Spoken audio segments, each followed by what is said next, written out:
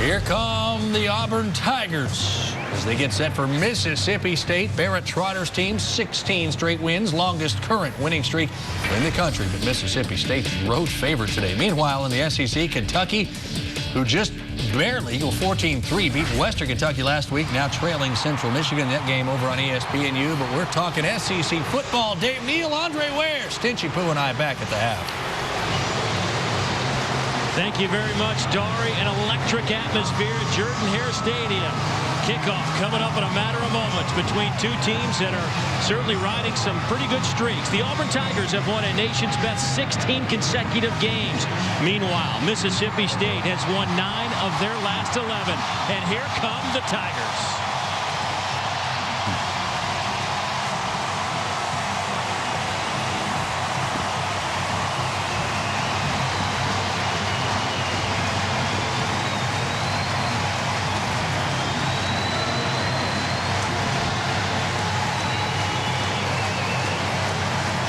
The Auburn Tigers survived week 1, sneaking past Utah State. 2 touchdowns late in the game puts the Tigers at 1-0. Mississippi State manhandles Memphis. They are 1-0. And we welcome you to Jordan-Hare Stadium. Dave Neal with the Heisman Trophy winner Andre Ware. Glad to be with us. And certainly this is a game we open up the 2011 conference season right here on the SEC Network. And Andre, a lot of eyes on this matchup today for a couple of reasons. But let's start with Mississippi State.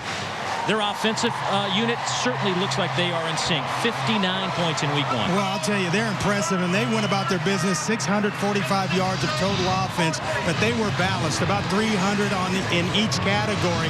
And what was impressive, the play of Chris Relf, no longer being taken in and out of the game when they need to throw the football. He is a complete quarterback.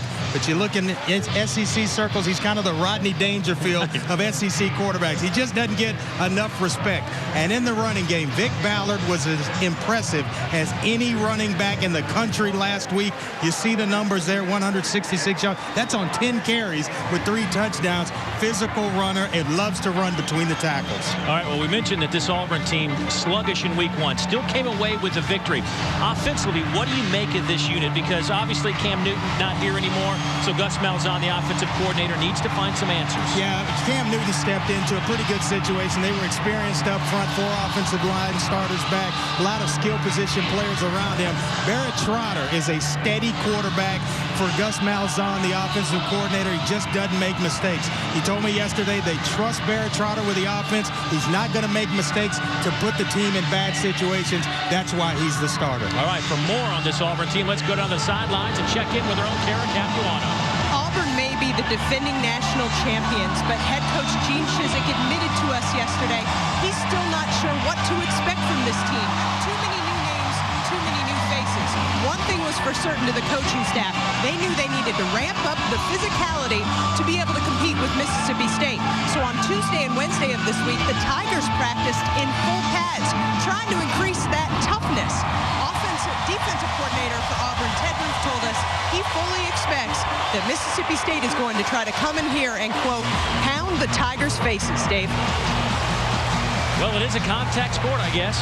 Pound their face. You better leave me alone. I'm coming over there on your side of the booth. You're hopping today, as is Jordan-Hare Stadium.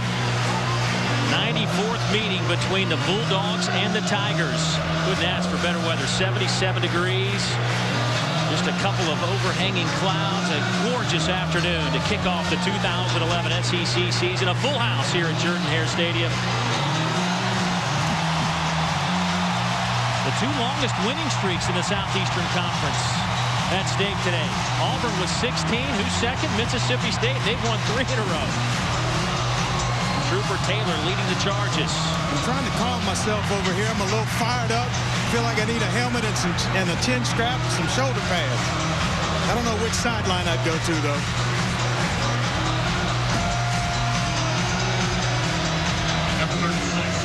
Oh, what an atmosphere, Dave. Auburn wins the toss. They defer, so Mississippi State will get the football first. Damian Lewis, 16. Ladarius Perkins, 27. They're back to return the kick of Cody Parkey. We are underway in Auburn, Alabama. It'll be Perkins.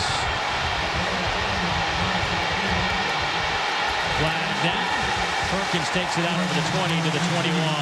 An 18-yard return. Sharvin Bell with that special teams tackle. Matt Moore, our referee today. He is in the white hat.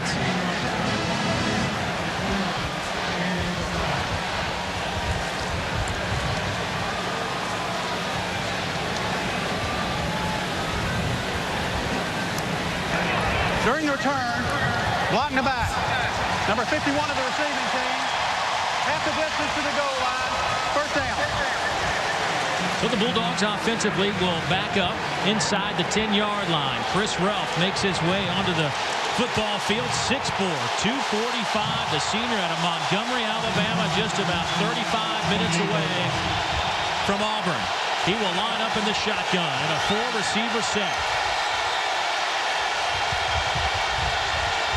First handoff goes to Ballard. He is swallowed up by that defensive front. Nico Thorpe leading the charge from his safety position. Our starting lineups are brought to you by Chick-fil-A. We didn't invent the chicken, just the chicken sandwich. Big Ballard should get a lot of carries today. Very steady running back, 962 yards a year ago. And Chad Bumpus, a very talented receiver up front. James Carman at tackle. Had a couple of false starts, but it got better and graded out the best for Mississippi State last week. Here's Ralph. He'll take it to the 14-yard line. Nosa Igwe in on that tackle. As we take a look at the Chick-fil-A defensive lineup for the Auburn Tigers. A young group, played 26 guys on defense last week. Linebacking core led by Jonathan Evans, who had 14 tackles against Utah State. We'll look at that secondary in a moment. A flag comes down. Like Marcus Green might have popped up, but everybody in Mississippi State pointing the other way. Yeah, it could have been because of Darren Bates, who was in the neutral zone.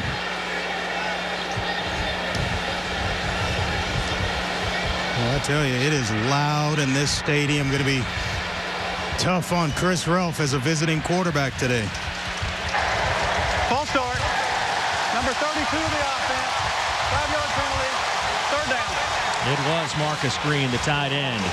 And the secondary for the Auburn Tigers. Chris Davis at one corner, out of Birmingham to Sharvin Bell at the other corner. Davis, their best cover guy. Nico Thorpe moves over from corner over to a safety spot. Had 9 tackles last week. 4-man look from the Tigers on third down.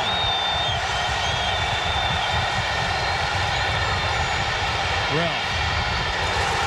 Batted out of there at the last moment by Ryan White, looking for Arcito Clark. And the Tiger defense stands tall on the opening possession. Well, they try to run a deep curl route along the sideline, and Ryan White in great coverage. The sophomore out of Lincoln High School, Tallahassee, Florida, right there in the pocket of Arcito Clark, who led them last week in terms of yardage with 72 yards. Led all wide receivers in that category. Javon Reed back to return the punt. Baker Swedenberg. Baker averaged 41.5 yards per kick last week. Meanwhile, Reed returned 2 punts, averaged 6.5 per return. He stands at the 45. Auburn with a chance for outstanding field position. And a whistle. Delay of game, I believe, against the Bulldogs. And that's exactly what it'll be. You know, we had a chance to talk to Dan Mullen this week, and he told us there were a lot of mistakes made in that first game. There are a lot of yardage, big plays, but they made a lot of mistakes last week against Memphis. Delay game. Kicking team. Half the distance to the goal. Fourth down. And he said they wanted to come out and play a clean football game, and already a couple of penalties have caused the bad field position. And you're on the road, Dave. Field position is a must for the visiting team. Line drive kick. Chance for Reed to return it. Right back up the middle. Reed to the 36-yard line. A 40-yard punt, and the Tigers have outstanding field position on their opening drive after the defense stood the test in round 1. Barrett Trotter played a solid football game last week. You talked to Barrett, you talked to Gus Malzahn, the offensive coordinator, and they say good start. Nothing fancy about it. They just felt like he accomplished what they wanted him to do. He took care of the football. 17 of 23, 261, 3 touchdowns. The junior out of Birmingham with a good start here. Quick hitter to the near side. Here's Emory Blake. He'll pick up 7 as we take a look at the Chick-fil-A starting lineups for this Auburn offense. Ontario McCaleb will get the start. You'll see a lot of Michael Dyer. You'll also see some Trey Mason today. Emory Blake has been a big play guy. Offensive line, a little bit of a struggle last week. Could see some changes as this game evolves. Brandon Mosley, 12 starts. He's the most experienced. Loose football on the ground. Who's got it? I think the Bulldogs had a chance, but how about that? Auburn comes away with it at the last moment. Trevante Stallworth. Well, he's able to come up with it, but there were 3 Bulldog defenders around it. Cameron Lawrence was right there, came up and made a nice tackle, gets the football out, and you see 3, 4 white jerseys. Oh, nice job of fighting to get the ball back by Stallworth.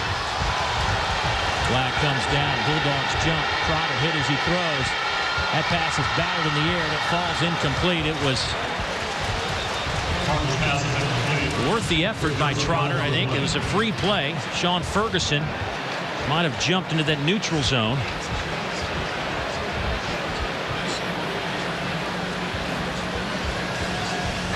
Offsides. Number 99 of the defense. 5-yard penalty. 3rd down. Well, take a look at this. The offensive line, you think these guys aren't in tune and they know what's going on? Watch right there. They don't move. They see the lineman jump right here. Plays taking place. They're not going anywhere. They stay right there. All 5 of them in sync. Talk about like fingers in a glove. That's how the offensive line, they've got to work together like that. I say that's pretty good communication right there. 3rd down and 2. Little shovel pass. McCaleb gets to the outside. 1st down around the 20. Charles Mitchell pushes him out of bounds, but gives the Tigers 8 yards and a 1st down. Take a look at the Mississippi State defense. This is a front 4 led by Fletcher Cox, who is now back in the lineup. He was among 5 players that missed last week due to team violations. Linebacking core had replaced 3 seniors a year ago. Brandon Wilson in the middle out of Tuscaloosa, Alabama. And this secondary could be the strength of this team. Broomfield and Banks at the corners. Mitchell and Whitley play the safeties. Personal foul. Number 84 of the offense. The result of the play was a 1st down. Be 15 yards. 1st and 10. Yeah, you talked about that secondary for Mississippi State. We talked to Chris Wilson, their defensive coordinator and D-line coach, and he said the secondary, definitely the strength of the defense because it's the most experienced and the deepest position group on this entire defensive unit. Big-time playmakers back there. Charles Mitchell, Wade Bonner, Corey Broomfield, who they still think is going to be a star, and Jonathan Banks, who's really stepped up his game. Well, that penalty certainly hurts Auburn, even though it's still a 1st down. But Dyer says, who cares? This could be 6. It is. Michael Dyer goes 35 yards off the right side, and the Tigers lead 6-0.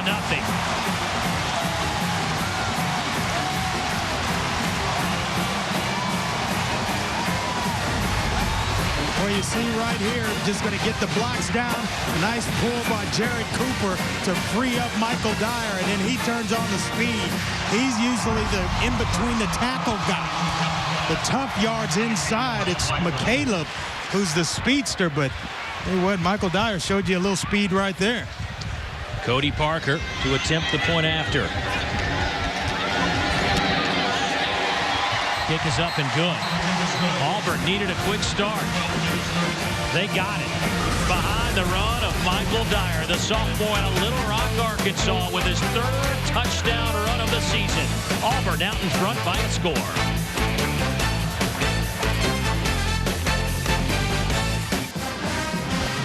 There's Michael Dyer. He of the 35-yard touchdown run. Getting that appears to be hamstring stretched out. Auburn leads at 7-0 over the Bulldogs. Last year, these 2 clubs played a thriller. 17-14 the final score. Nobody played Auburn as well as Mississippi State did. Bulldogs had a chance to drive it down the field to at least tie, but they misfired on some plays, costing them the victory. But Auburn took the win and propelled themselves to a national title. Parkey's kickoff taken by Lewis at the goal line. Lewis wrapped up at the 15. Dave, you got to be impressed with Auburn's kick coverage, and another flag comes out. But we talked to Gene Chizik, and they work special teams big time. Unsportsmanlike conduct. Number 27 of the kicking team. 15-yard penalty. First down. And they've got an unsportsmanlike conduct penalty on Auburn. A little excessive celebration. But we talked to him about that, and they just work special teams. They work situations on special teams, and you wonder why, if you're a fan or someone else around the country, why they're so good at pulling out games. They study it. They work it in practice over and over and over. Nobody is going to outcoach Gene Chizik when it's coming down to the wire. Pass caught on the outside. Gain of 7 on the play. Arcito Clark with the reception, but see if we can catch the excessive celebration. Obviously, Gene Chizik not too happy about it. I don't really see it.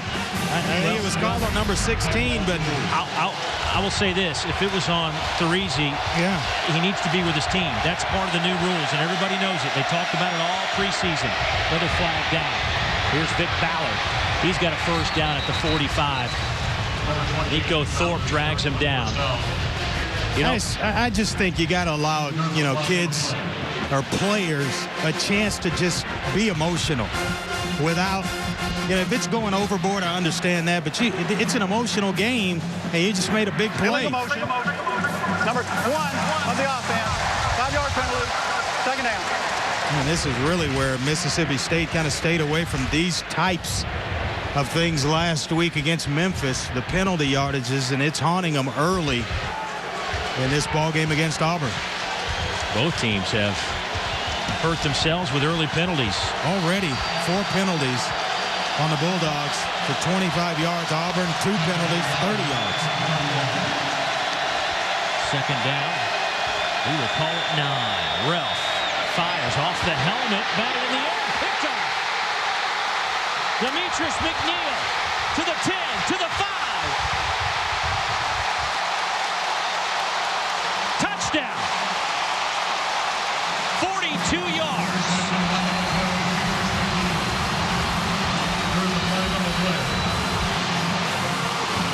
And a year ago, all Demetrius McNeil did, he was a great special teams player, led the team with 15 special team tackles, has stepped into that starting role for Gene Chizik's defense.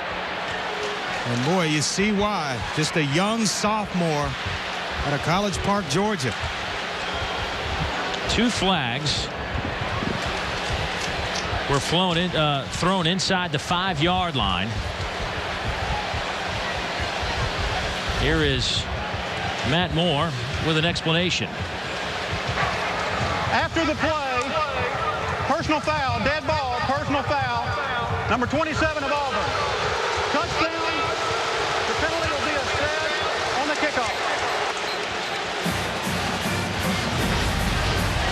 See it here, just bad luck. Hits the defender in the back of the helmet. Demetrius McNeil right there on the spot. Nice block.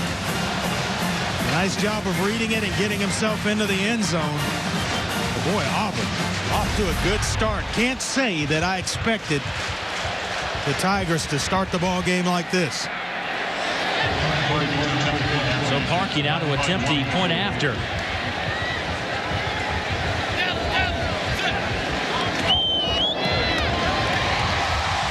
Parkey now 7 out of a 7 here in 2011. Demetrius McNeil. Auburn up 2 touchdowns. Wow. Early early fireworks at Jordan-Hare Stadium. What a difference a week makes. Auburn up 2 touchdowns, and we still have 11:39 to go in the first quarter. Andre, let's go back to that last interception for a touchdown. Yeah, let's take a look, because it's actually fantastic defense to Sharvin Bell. He got double slants going right here. You look, Bumpus is stopping his route, which allows the football to hit Travis Bell in the back of the helmet. Now he'll turn and get up the field to throw a block out in front. That's what's going to free up Demetrius McNeil to cut right there. That allows one-on-one with the quarterback. Quarterbacks aren't used to making tackles. McNeil gets himself into the end zone. A great start for Auburn. A fantastic block to Sharvin Bell. Bell using his head. Literally, right?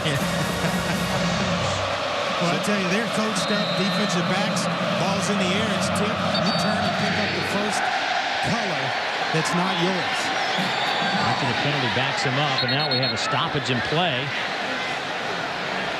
Been a lot of that in this game early.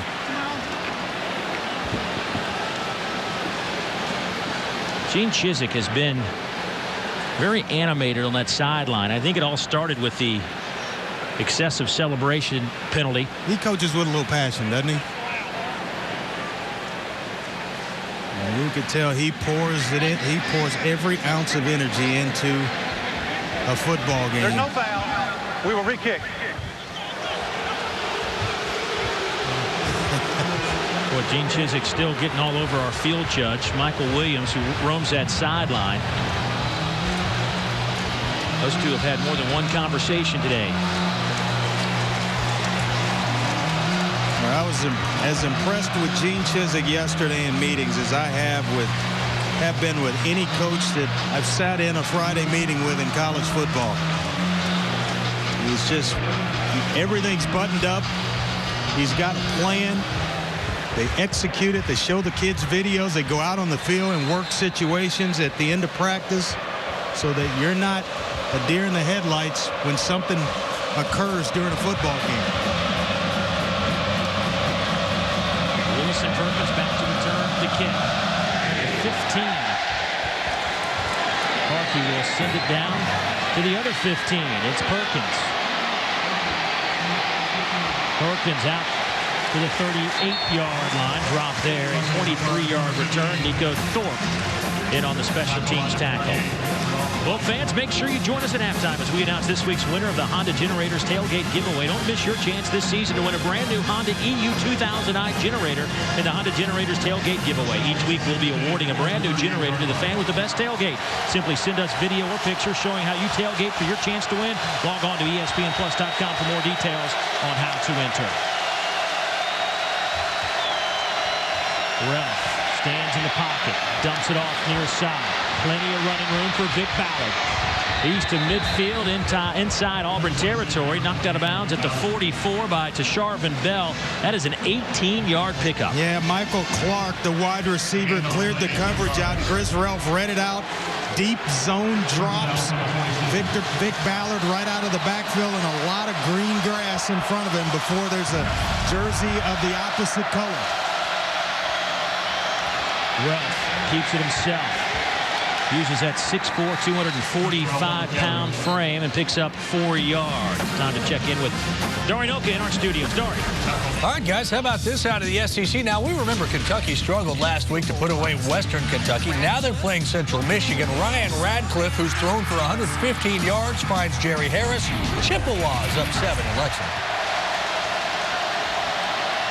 Thanks, Dory. Here, Ralph with a little option game to Perkins. He's got some room. There goes Ladarius Perkins. Touchdown, Bulldogs. 40 yards. Welcome back into the game, Mississippi State.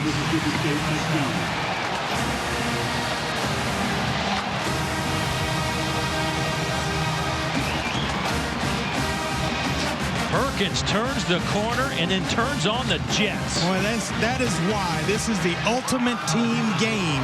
He doesn't make that run, Perkins, without the block of number 8, Chris Smith, who chopped down the edge, a corner to that side, and allowed Ladarius Perkins to get down the field. Is under further review. They're going to check to see if Perkins actually got that football into the end zone. We'll take another look at it here. And right there, you take the ball to the defensive end. Nice pitch by Chris Relf. Nice pull-off block. What you don't see is number 8, Chris Smith, with that block. Let's get airborne. I think that's a touchdown right there. That is 6 points, my friend. There is Ladarius Perkins, the sophomore, with his first rushing touchdown of the year. Here's how he got to the end zone. Yeah, he's got to go over and say thank you to Chris Smith right there, the slot receiver. Watch the block. You'll see the option take place from Chris Relf. Right here, taking the ball to the defensive end, and then right there, a nice little chop block by Chris Smith. And that frees the edge for Ladarius Perkins, and then it's just a foot race with the secondary that ultimately he wins. A nice job of blocking the perimeter and teamwork on the offensive side. Guys working it unselfishly, doing their jobs. Ryan Egan will kick it off. It'll sail down to about the 8-yard line. Trey Mason, explosive returner, popped it to 20. 13-yard return. Mason had a 97-yarder go back for a touchdown last week. I think the Bulldogs saw that on tape and got after him. Well, we expected a physical football game, and it has lived up to the billing. These two teams going at each other, and it's who's standing, as Kara said, pounding the faces of one another. Well, the Tigers' first and only offensive possession. You see, relax and play is the message. But the Tigers went 4 plays, 36 yards to score their first touchdown. Here's Dyer again. Pick up a couple of yards off the right side. Fletcher Cox with his first tackle. Junior out of Yazoo City, Mississippi. Kind of tripped up by his own offensive lineman, Jared Cooper, trying to block out in front for him, and just caught maybe his ankle and tripped himself up.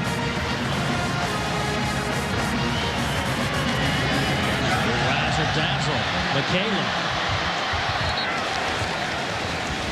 We'll get another couple of yards before Cameron Lawrence pushes him out of bounds. A nice job of staying at home by Cameron Lawrence, because that is a guy with a lot of speed, as fast as they get in this conference. Ontario McCaleb, he has got gears that, you know, he can shut it down and give somebody else some and still be one of the fastest players on the team. McCaleb stays in the game. He comes in motion to the near side, and he'll get the football. Makes a move out to the 29, but that'll be 2 yards shy of the first down. 5-yard pickup. Corey Broomfield and Nico Whitley close the gap. A nice job by Corey Broomfield, staying outside, keeping leverage outside in where you got the help. If he gives up the outside, now it allows McCaleb with speed to turn the corner. Keep him inside where the help is coming.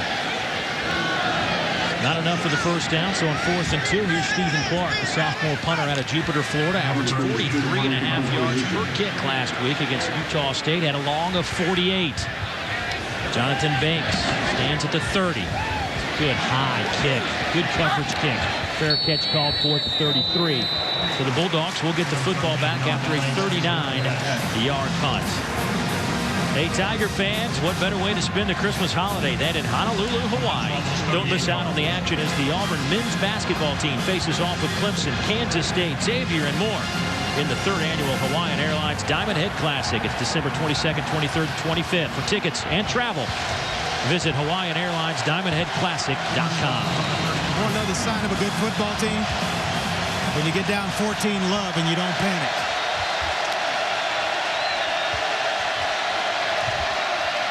Relf keeps it. There's a sizable hole out over the 40 to the 41-yard line. That's a 9-yard pickup. That'll be 2nd down and 1. Holland and Thorpe help bring him down. Let's check in with Kara. Andre, you're exactly right. There is not a sense of panic here on the Mississippi State sideline. Running backs coach Greg Knox told the corps, weather the storm, we're going to bust the edge. It's coming one play at a time. On 2nd and short, here's Relf. He will keep it.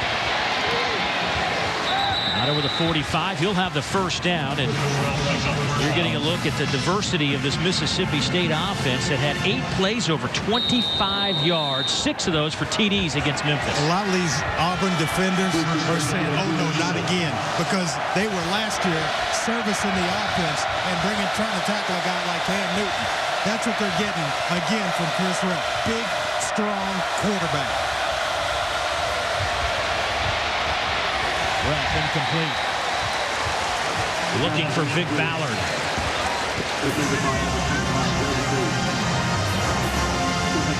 A nice pressure by Nosu Igwe. We'll see it off the edge. Nice job of pushing the pocket, continuing to get there. Jeffrey Whitaker as well in the face of Chris Ralph. 2nd and 10. Ralph, little shoulder fake. Dives forward inside the Auburn 45. They'll spot it at the 44. That's a gain of 9. Now we have a 3rd down and 1. Darren Bates brings him down. We're being impressed with Chris Ralph. This is the other addition that he gives you along with a solid passer. He is a big guy that his teammates now respect as their leader of the offense, their quarterback, and they're playing hard behind him this season. Timeout taken by Mississippi State on a 3rd down and 1. Timeout. Mississippi State. That is their first timeout of the first half. That'll be a 30-second timeout. There is no flag on the play. What? We got a chance to talk to Les Keening, the offensive coordinator for Mississippi State, and he talked a lot about Chris Ralph and what he got better at. And he says just better overall command of their offense. And you see him when he's standing in the pocket, throwing the football. It looks like he's out for a walk in the park. Then when he takes off, it's just a smooth, fluid type runner that's real physical once the defender shows up. Boy, I've been impressed with him, his overall game. Well, Ralph has some help in that backfield in the form of Vic Ballard. Who's today's Real Deal, brought to you by Wendy's. Last week, 166 yards on the ground on 10 carries, 3 touchdowns, then went 66, 46 yards. He was a machine against the Tigers. 3rd down and 1 here. Ralph keeps it himself off the right side. The big fella has the 1st down at the 40. Needed 1, got 4. Darren Bates led the charge for the Tigers defensively. And take that 4 off that jersey and put a 2, take the 1 and the 4 and put a 2 on. He looks real familiar to a guy that played in the Auburn colors. When you talk about short yardage situations and quarterback runs, resembles Cam Newton a lot. Fresh set of downs for the Bulldogs. 7:20 to go in the 1st quarter. Chad Bumpus has some blockers in front. Chad with a 1st down near the 25-yard line before Charvin Bell knocks him out of bounds. 14-yard pickup. Boy, I tell you, this Mississippi State offensive group, they block the edge about as well as anybody in the country. Watch Vic Ballard. He's a guy that he was the main ball carrier last year. That's him right there at the bottom, throwing a block for Chad Bumpus. 1st down and 10. Play fake. Ralph has all day. Hits Ballard. Makes 2 guys miss. Down to the 15. Another 1st down. That goes for 12. Ryan White trips him up. Ooh, I'm going to give it to you, Dave Neal. I'm going to take it away. That's Vic Ballard. He sent that up here. I tell you, Ralph, watch his demeanor in the pocket. The body language.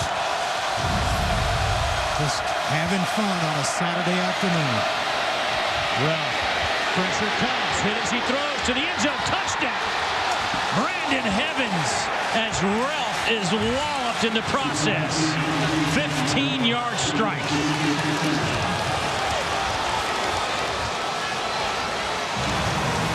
How about that drive? Sometimes you know you're going to take one in the chops. When the result is a touchdown, you don't mind taking those type of shots. They don't hurt quite as much. What a football game. Woo!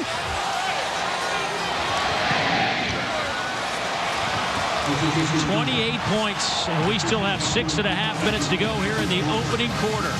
The Bulldogs down 14 have now tied it up.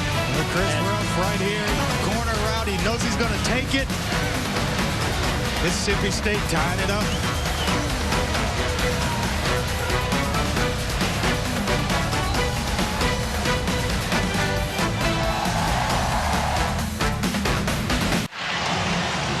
Back at Jordan-Hare Stadium, tied up. Bulldogs, Tigers in the 94th edition. Brandon Evans with a 15-yard touchdown reception. Had one catch last week. Well, coaches talked about him getting more playing time, and he stepped up as a result. Trey Mason with another chance. Trey out to the 24-yard line. Let's head to the sidelines. Kara. All season long, Champion Apparel is showcasing the tradition and history of the SEC. At Auburn, the mascot is a tiger, but the saying is War Eagle. And to celebrate, an eagle flies down to the field at Jordan-Hare in the pregame ceremony. Not long ago, it was Spirit the bald eagle swooping down to delight the fans. Visit Champion on Facebook and join the conversation about your school's game day traditions. Champion, Dave, it's how you play. One of the great traditions in all of college football. We'll put it near side. Emory Blake. Get a couple of yards. Cameron Lawrence all over it. Third tackle for Cameron, the outside linebacker. That'll bring up a 2nd down and 7. Yeah, and the younger brother of starting right tackle Addison Lawrence. I'll tell you what, he's been all over the field. Speedy linebacker who can play sideline to sideline. You see Gus Malzahn trying to change up the pace of the game a little bit, speeding things up. Trotter looking to throw. We'll keep it. Dives close to the first down. I think he was out of bounds about a yard shy. Give him 6. Brandon Wilson will get credit for the push out of bounds and the tackle. That'll bring up 3rd down, and let's call it yard and a half, maybe 2. Talked to Gus Malzahn yesterday about Barrett Trotter, but he's a very poised player, protects the football well, doesn't make a lot of mistakes at the quarterback position. Michael Dyer in a wildcat formation. Dyer will get hit and pop back at the 30-yard line. Brandon Wilson, the middle backer, will get credit for that stop and a loss of 2. He's a guy that arrived at Mississippi State as a non-scholarship player, but I tell you what, he met Michael Dyer right there, a little short yardage situation. Hello, helmet and shoulder pads. Oh, we can hear that even in the replay. Big 3rd down stop by the Bulldogs forces Stephen Clark back onto the field. Jonathan Banks to return for Mississippi State.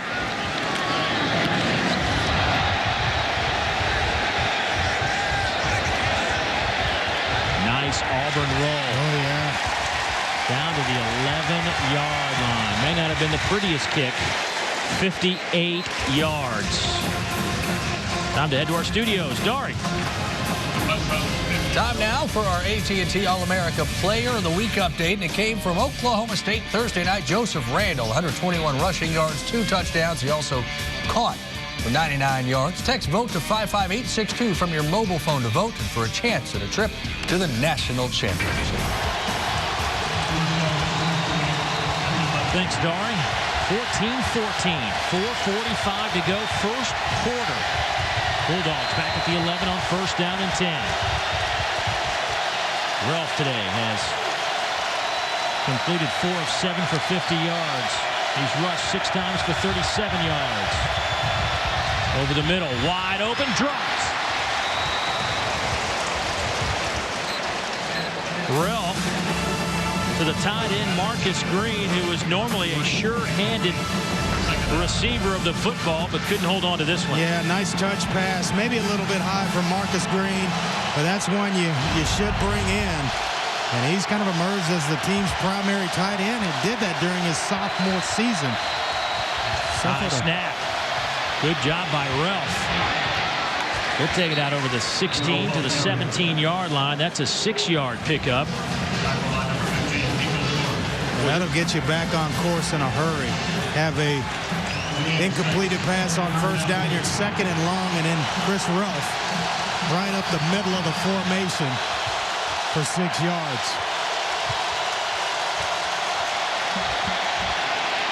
Ralph dragging some Tiger defenders with him near the first down at the 21-yard line. It's a gain of 3 or 4. Depends on the spot. Yeah, he's dragging big Devontae Sigler.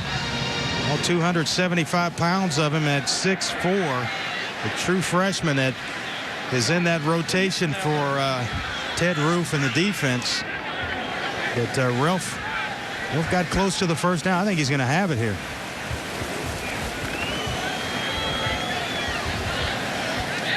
And he does. And I got to tell you, Andre, after watching this Bulldog offense the last couple of series, I'm not going to say it's identical, but it certainly is reminiscent of what Auburn put on the football field last year. Oh, yeah, and you turn on the film and you start watching them last week against Memphis. It's a fast football team where there is speed on the edges, big physical offensive line, and it's SEC-type fast players now at Mississippi State, and Dan Mullen now in his 3rd year at Mississippi State.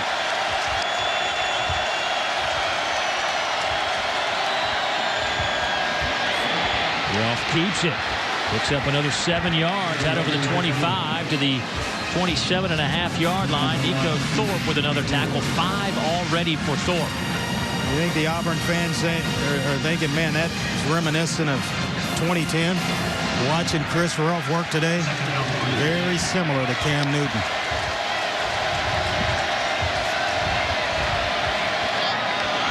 To the outside. Good coverage by the Tigers. Michael Carr makes the catch. Nico Thorpe making another play. Yeah, Michael Carr, he's the team speed receiver. He played as a true freshman last year. He was a 4-star recruit out of high school.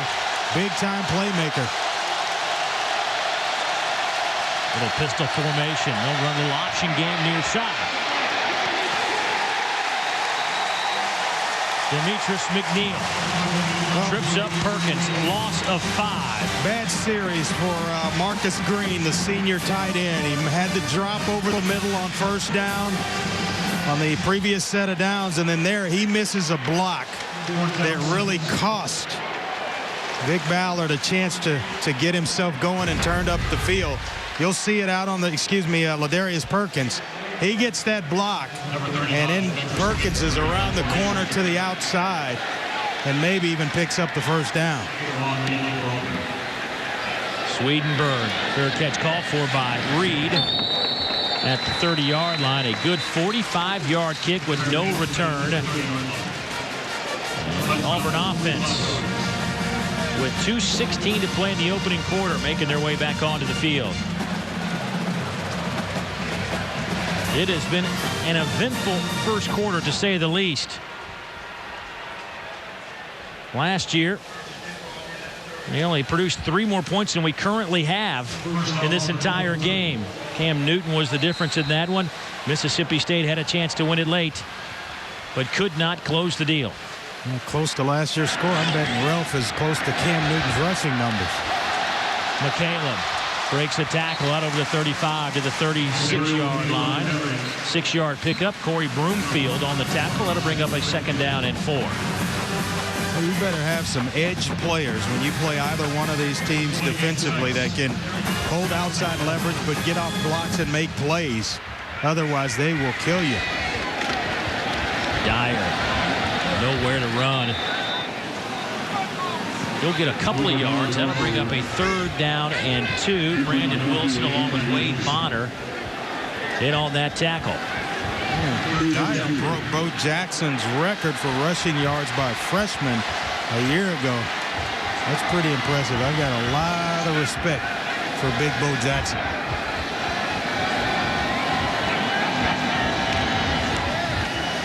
There's Dyer. Picks up the first down. Over the 40 to the 42-yard line. Finally dragged down by Caleb Ewells, but Dyer using that tremendous leg strength to pick up the first down. Today's 1st and 10 line brought to you by your local Toyota dealers. Toyota moving forward. Dyer, nothing happening there. Loses a couple.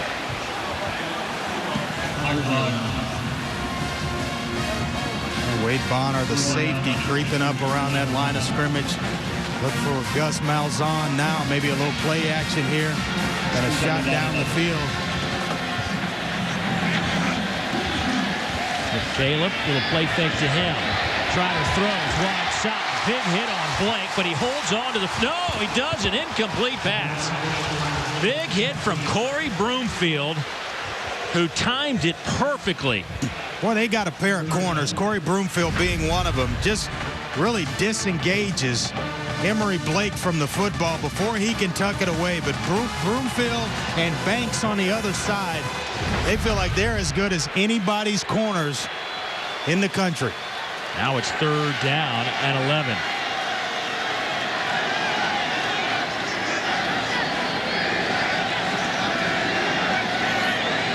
Trotter very relaxed. Said he was relaxed in the opening game last weekend. Did his job, 17 of 23. McCaleb hit the moment he catches it by Wade Bonner. Well, Bonner's had a couple of big hits, and we felt like this was going to be a physical football game. Mississippi State offensively pounding between the tackles, and then just, I didn't expect defensively for them to play like this. You talk about speed, and then when they get there, they are bringing the wood. That's the thing that really shoots at you on film, the speed. You think a guy's open, all of a sudden that window is closed, or there are 2 or 3 defenders around the football for Mississippi State. Auburn got off to a great start here in the first quarter. Michael Dyer goes 35 yards in an interception return for a touchdown, put up 14 quick points, but the Bulldogs rallied to tie it. We've played 15 minutes at Jordan Hare. All right, everybody, get your heads up. Now, when I was in the military, I learned that if you stand together, you can stand up to anything. No matter where I was deployed, I always knew that somebody had my back. You boys are your own band of brothers. You have each other, just like I had Navy Federal Credit Union 24/7 live customer support. Let's go! Let's go! 3.5 million members, 3.5 million stores. Navy Federal Credit Union. Move to the second quarter at Jordan-Hare Stadium, tied at 14 between the Bulldogs and the Tigers. Here's how we got to this point in the first quarter. Michael Dyer sees a hole and goes 35 yards for his 3rd touchdown run of the season. Then Chris Ralph throws an interception, but off the helmet of a Tiger defender, and Demetrius McNeil takes it the rest of the way. Mississippi State listens to their coaches. They say relax and play. And then Ladarius Perkins takes it to the end zone, 40 yards. Chris Ralph hit as he throws. Finds Brandon Evans for the touchdown. 15 yards out. And that's where we stand. Tied at 14. Auburn will punt it away to start the second quarter. Banks lets it roll down to the 1-yard line. 54-yard punt. Terrio McCaleb with the honors for the Tigers. And once again, special teams, as Gene Chizik says over and over again, you ask him about the strength of his team. You're usually talking about offensive line. Yeah. He says it's our special teams. He went right to special teams because a lot of those guys played on the units last year when there were seniors in front of them, and they had to get their playing time on special teams. Some of them still there. And that has really been, there's been a lot of production in those areas. Here's a chance for Auburn to flip the field. Bulldogs really backed up. Ralph out of the end zone. Stiff arms a man. A flag comes in. That may be a hold. I wonder if Arcito Clark was out in front of Ralph. I wonder if he grabbed a Tiger jersey in the process. Not a 4-yard pickup if it holds. They're holding. You were absolutely right. I don't know how much closer to that goal line they can get. There's not much room. Well, you'd be half the distance. It's like running the play over again.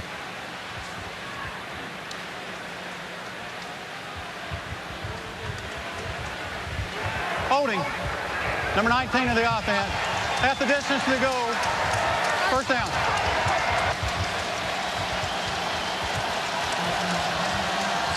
So now it's first down, and we'll still call it 10 yards.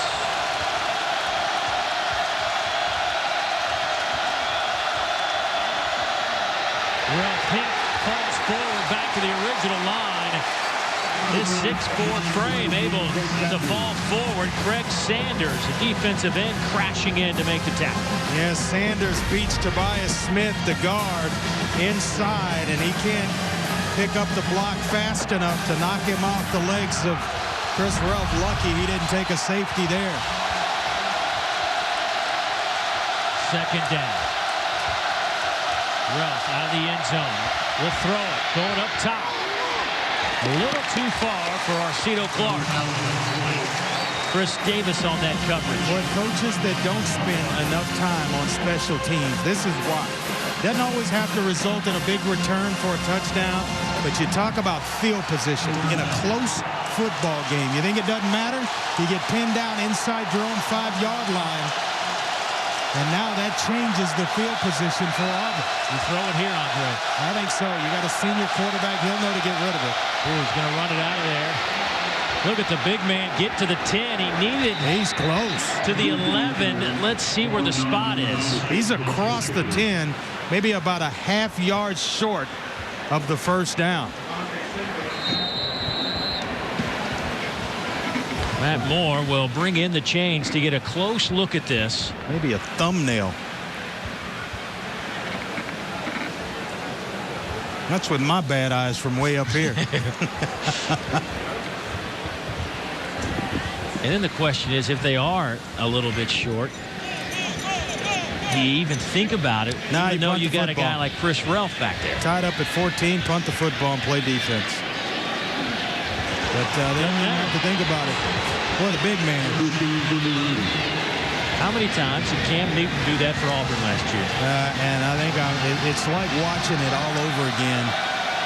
That man, Dan Mullen, his offense, Les Kenning, the offensive coordinator, they've got a lot of confidence in Chris Relf to just pull it down, make plays with his legs, and make him part of the running game. Out of the pistol, high snap. Timing just wasn't there. Ballard on the carry. Got swallowed up, no gain. You know, we talked to Gus Malzahn about that very thing about Cam Newton and when did he kind of get it and the light turned on with the offense. They said last year Cam was a running threat. It became a running threat about 4 games into the season that really opened up their entire offense. I think Chris Relf gives that to Mississippi State. Once again out of the pistol. Men at the line of scrimmage. No room to run for Vic Ballard. Excuse me, Marcus, the fullback, on that carry. Relf now for the game, 5 of 10 through the air for 51 yards and a touchdown, 1 interception. I think now 12 carries, 66 yards on the ground. Now it's 3rd down and 10.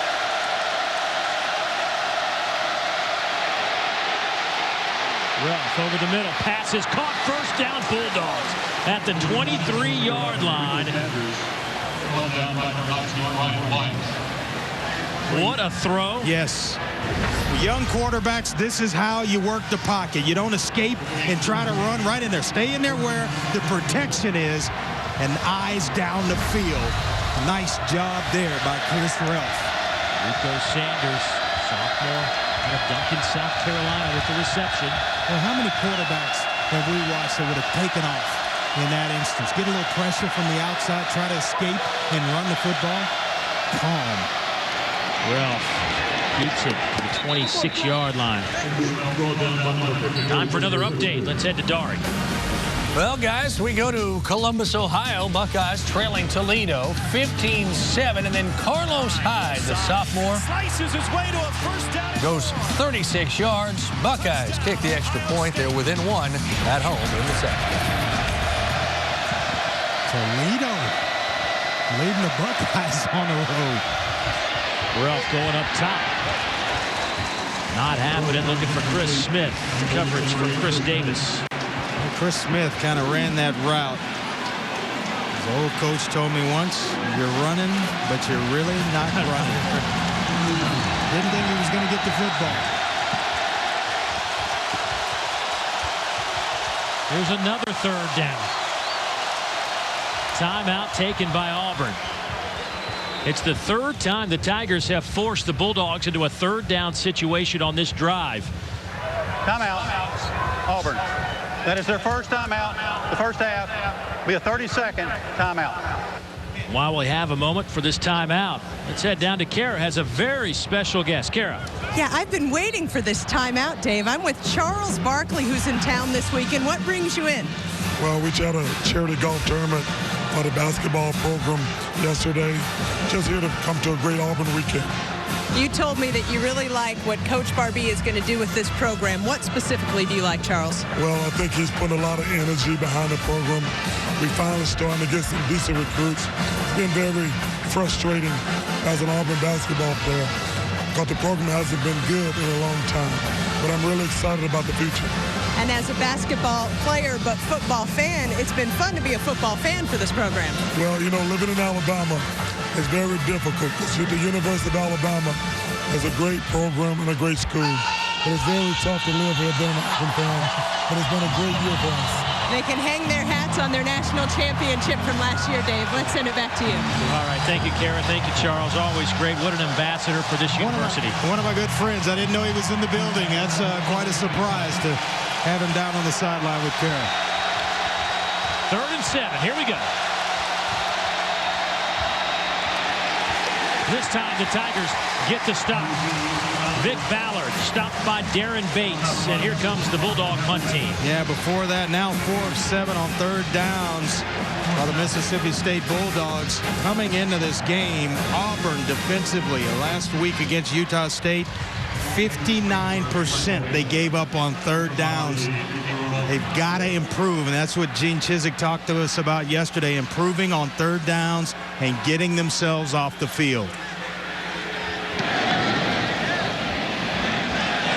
Wiedenberg with another punt away from Trevon Reed. Gets a good roll. It goes out of bounds at the 23-yard line. A 49-yard punt.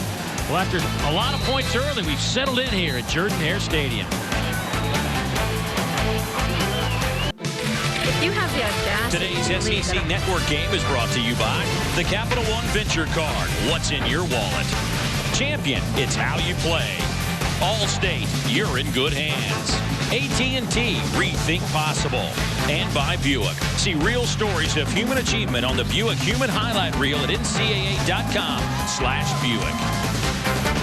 Glad to be at Auburn as we kick off the 2011 SEC conference schedule with the Tigers and the Dogs. 10:48 to go in the second quarter. Barrett Trotter to throw on first down. Incomplete. Quindarius Carr surrounded by 4 white jerseys. Corey Broomfield with the initial coverage. That's that closing speed that I talked about. Broomfield, and they like Banks on the other side. But look at this, going around the defender, and that's a curl route. Now here, as a receiver, you start to feel that close down. You got to come back to the football. Can't just sit there and wait on it. Now it's 2nd down and 10.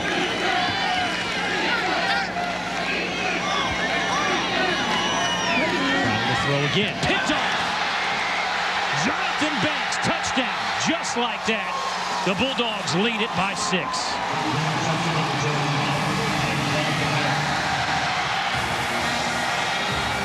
Closing speed was a phrase I just heard. Yeah, I mean, they've got 2 that they love. 2 junior cornerbacks. Broomfield on one side, who made a spectacular play the play before. Jonathan Banks on the other. You eye it too long, these guys can close. And the result, a pick 6.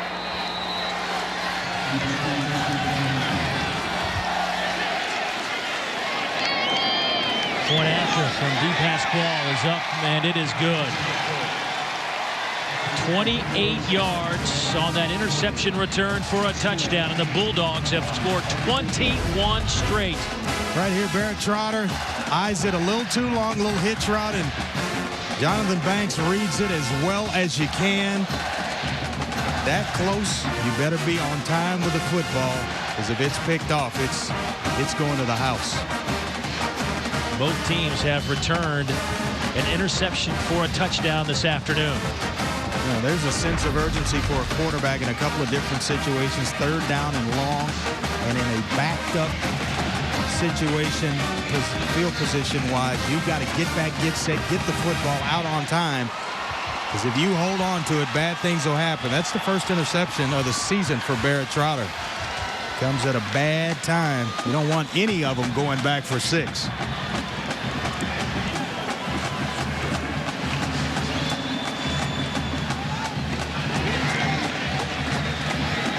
So this Auburn offense will get another chance here to get back on the field. And this is one of those things Gene Chizik was saying. He was anxious to get a look at Barrett Trotter to see how he would handle a situation such as this.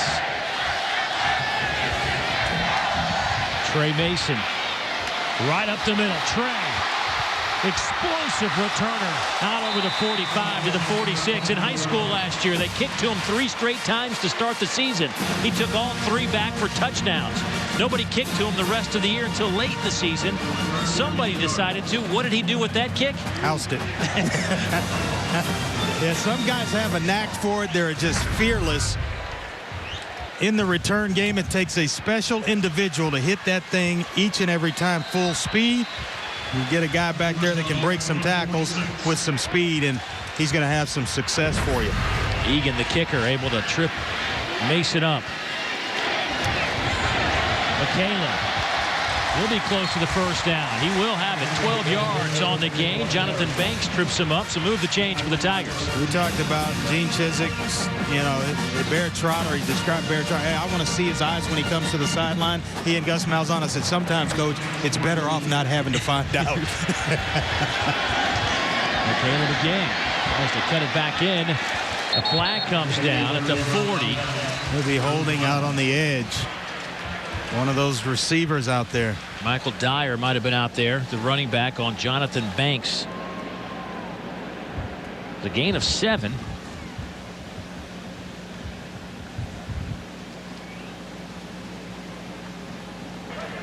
Holding, number 5 of the offense.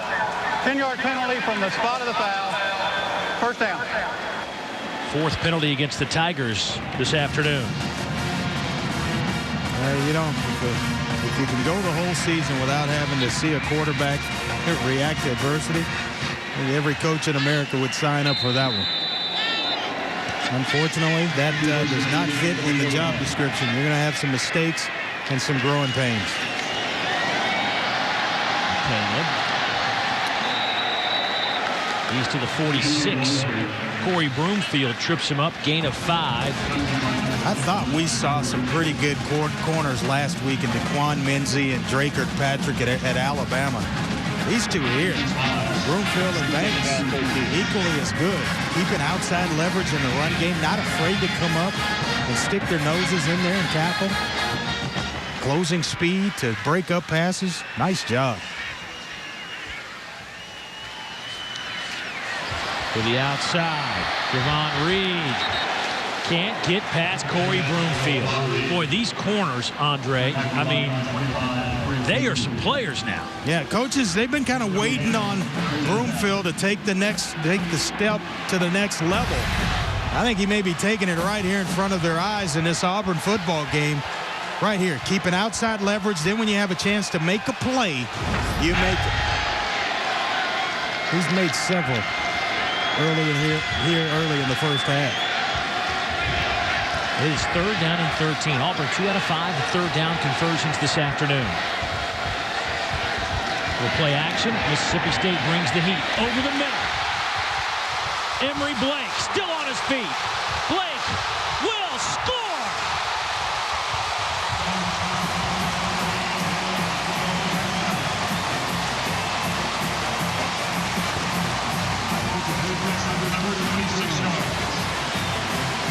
.46 yards by Blake.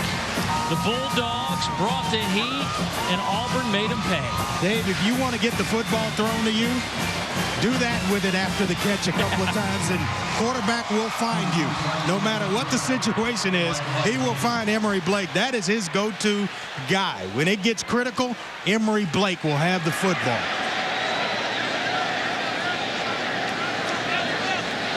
Markey trying to tie it up. And he does.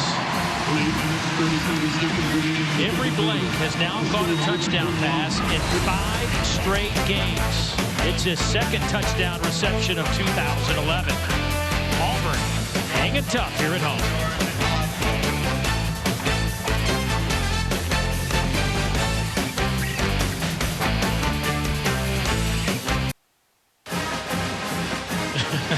How great is that?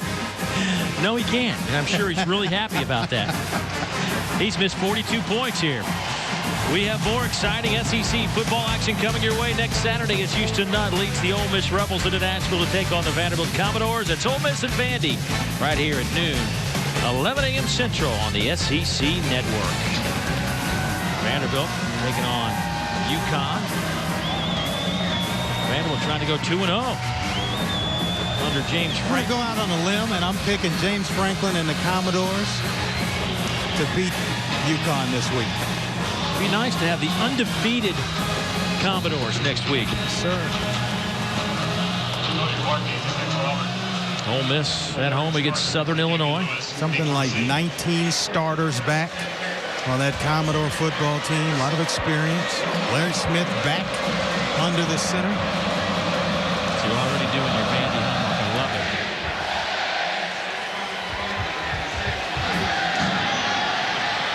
Here's Lewis. He's hit back at the 14-yard line. Big special teams tackle from Craig Sanders. 13-yard return. Andre, take us back to that touchdown. Well, this is a switch route. You're going to get the inside receiver here going outside. Blake's going to come inside, up the hash, and then on an in route. And Barrett Trotter does a nice job waiting it out. He gets to the second window, and now it's just athletic ability. Running after the catch and a nose for the end zone. That's a nice play call and execution by the Auburn Tigers. Ralph uses the 6'4" frame and then jumps high to keep the ball in front of him, but nothing happened. Nosa Igwe in on that tackle for loss. But Ralph, what a great job just to keep the football. Yeah, it looked like he was trying to box out Vic Ballard right there, climbing the just grabbing a rebound. We got Barkley in. I had to get a basketball reference in. You know what I'm saying? I had to hit him in the game. Here's second down and 9. 8 minutes to go, second quarter. Swing it out to Perkins. Nowhere to run. Jake Holland from his middle backer spot, leading the charge. A gain of only 2. Well, you would think that by Chris Relf's body language that a whistle was blown.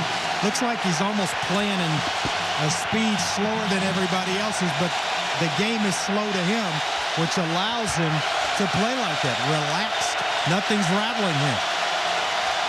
Third down and 7. Little option game to the near side.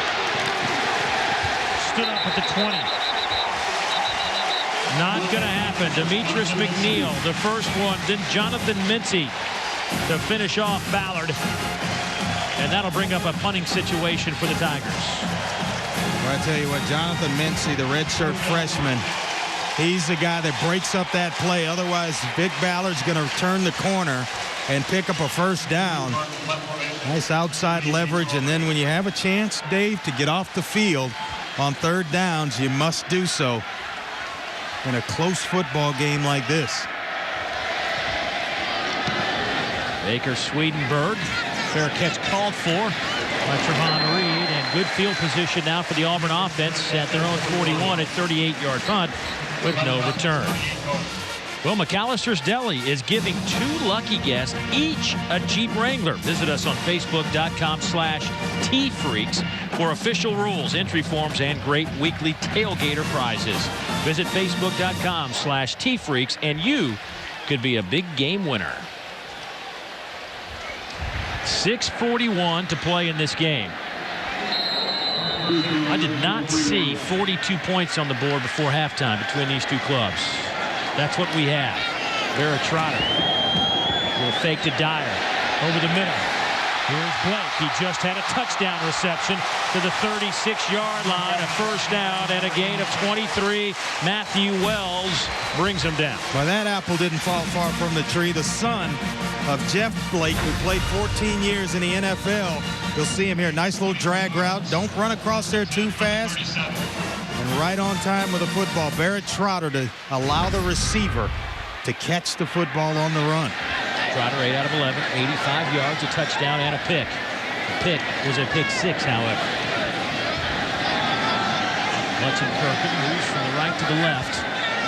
The tight end, number 43, Dyer in the backfield. Pitch to Dyer. Gets a big block. Dyer makes a man miss, close to the first down. Charles Mitchell with the tackle, a gain of 11. Quindarius Carr with a great block on Corey Broomfield. Well, it's because Corey Broomfield came inside, and we've complimented him all game long on keeping outside leverage. When he didn't that time, they made him pay. Dyer again trips up at the 25. Dyer, the ball carrier. Will still gain 3 yards. Boy, here it is right here. Watch the block outside on Corey Broomfield. See, he comes inside, which allows Dyer the outside edge and a path to the first down marker. And Darius Carr was the guy that had the block. Dyer slips.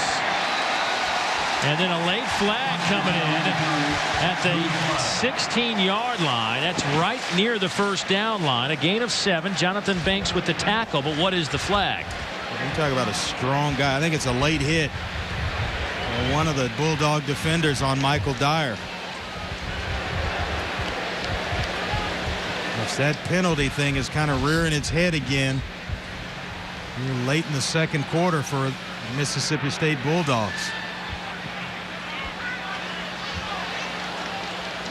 After the play, personal foul. Number 22 of the defense. Contact with the crown of the helmet. Half the distance to the goal. First down. Matthew Wells, the outside backer, leading with the helmet. We moved from the secondary to outside linebacker so they could get more speed on the field. A redshirt freshman, and just got there a little late and with the top of his helmet. Now it's first down and goal. And off to Dyer. He's inside the 5. Falls forward to the 3-yard line. Nico Whitley trips him up, but not before Dyer gets it to the 3. Boy, credit the play of the offensive line. Big guys up front get nice blocks and paving the way for Michael Dyer. Second down and goal. Dyer again. Still on his feet. Did he get in? Yes, he did. Dyer with second and third efforts crosses the goal line from 2 yards out.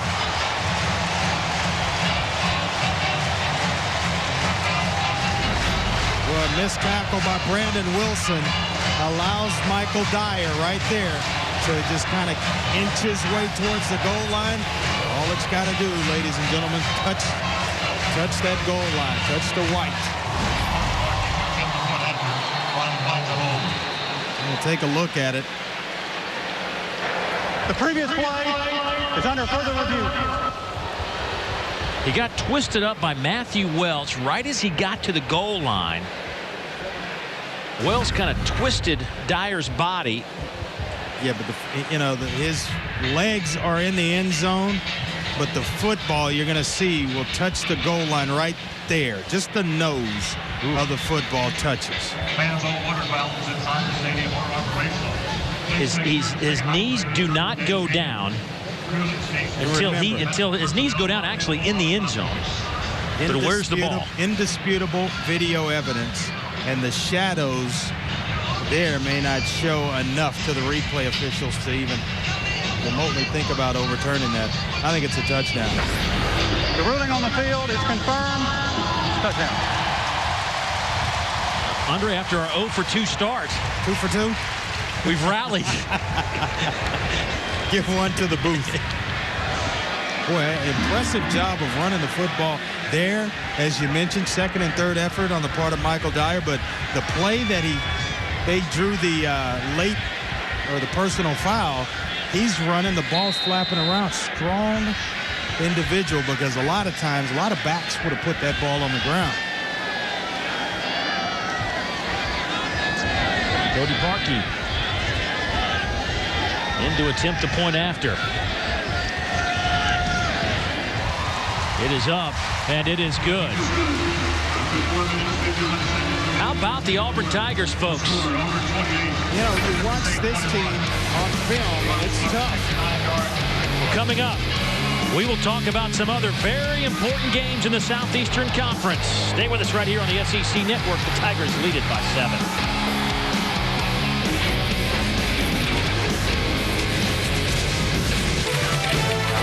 Today's SEC Network game is brought to you by the Capital One Venture Card. What's in your wallet? Champion, it's how you play. Allstate, you're in good hands. AT&T, rethink possible. And by Buick. See real stories of human achievement on the Buick Human Highlight Reel at ncaa.com/Buick. It's hopping at Jordan-Hare Stadium. The Tigers have scored 2 touchdowns in the last 5 minutes and 38 seconds to take a 28-21 lead. 4:51 to go before halftime, and a full house here on the SEC opener of 2011. That last drive, 6 plays, 59 yards, 1:50 off the clock. Dyer with a 2-yard touchdown run. Cody Parkey booms it through the end zone. Some headlines from around the SEC, starting with, of course, the big news this week as the SEC presidents accepted Texas A&M on the condition there would be no litigation. But obviously there's a lot of issues to be resolved before that can happen. Then Alabama and Penn State. That'll be a good one at 3:30 on ABC. And then South Carolina and Georgia at 4:30. A huge game for the Dogs in so many ways. And a big one for South Carolina on their quest to win an SEC championship. Andre, back to the top, though. Texas A&M and the SEC. Your thoughts? I think it's a great move for Texas A&M. I think if there's any program around the country that's built to come in to this conference, it's Texas A&M. And then recruiting-wise, they've lost a lot of recruits to LSU, a couple of Florida, a couple of other SEC schools because they play in the SEC. Now they stay home at Texas A&M. Here's Ralph going up top. Has a man just off the fingertips of Chris Smith. Boy, if you could turn that one over just a little bit more, air under the football to allow Chris Smith to run under that. Fine effort, though. He gets inside position on Jonathan Mincy and missed a little bit too far. Chad Bumpus, end around and down. No gain. Nosa Igwe from his defensive end position with the tackle, his 3rd of the afternoon. And this is a young group on defense for Auburn. But their Bumpus kind of helps them out. And on a sweep like that, you cannot stop because the help's coming from inside out. 3rd and 10.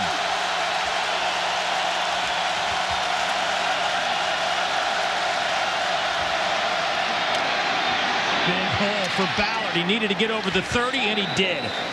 11 yards. Demetrius McNeil finally drops him, but a big hole on the left side. Well, they're not afraid to run the football, even on 3rd down and long, and a nice block by Marcus Green, the tight end. That's what seals it up for Vic Ballard and allows him to pick up the 1st down. Boy, that was a big 1st down for the Bulldogs. They can eat up some more clock now. A big block by Marcus Green to free it up.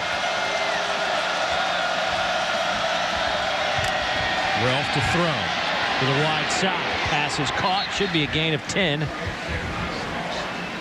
Michael Carr with the reception close to the 1st down. They're going to say he stepped out at the 40. That's a yard shy, so 2nd down and 1. Chris Rupp, long throw across the field like that, but accurate ball to pick just close to the 1st down marker. Oh, he's impressive. I got a chance to go down on the field and talk with him a little bit during warm-ups. Big, physical, well-put-together quarterback. option game near side. Ballard to midfield. First down. Darren Bates with the tackle. That's another 10-yard pickup for Vic Ballard, who, folks, wasn't recruited really out of high school, goes to junior college, still really wasn't highly recruited. Mississippi State said, hey, we kind of like your game. Come here. They have discovered themselves a pretty fantastic tailback. Pretty good player. Ralph swallowed up at the 48-yard line.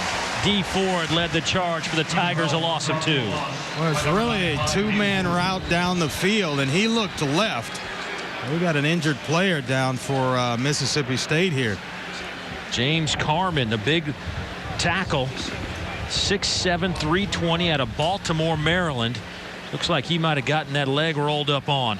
Yeah, he's an interesting story himself because he's a guy that moved to left tackle from the defensive line.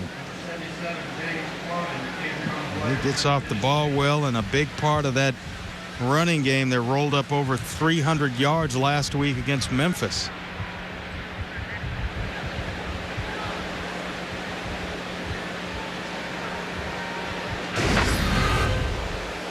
We'll see here Chris Ralph, and there's big 77. He's trying to go forward. He gets knocked into the left leg of James Carman.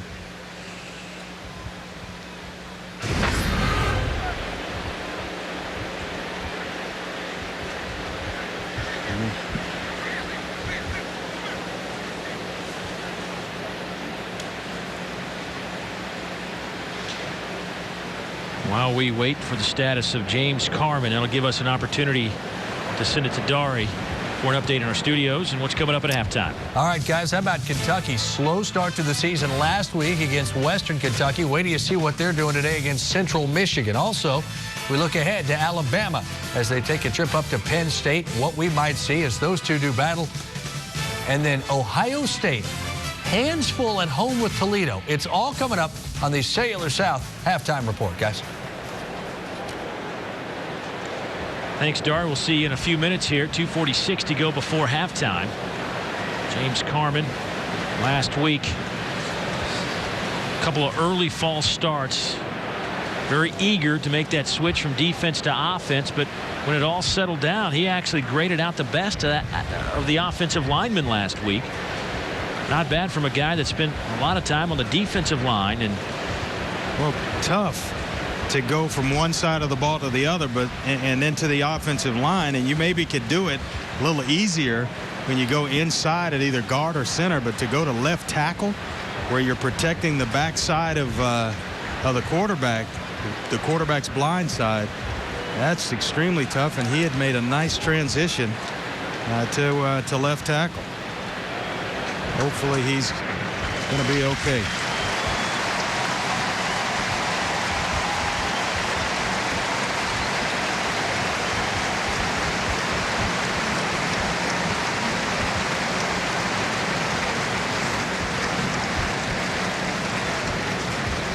we wish the big fella all the best. Hopefully that is not too serious of an injury. So far today, Mississippi State on the ground. They have rushed for 147 yards. They've thrown for 74. Auburn's rushed for 106, thrown for 84.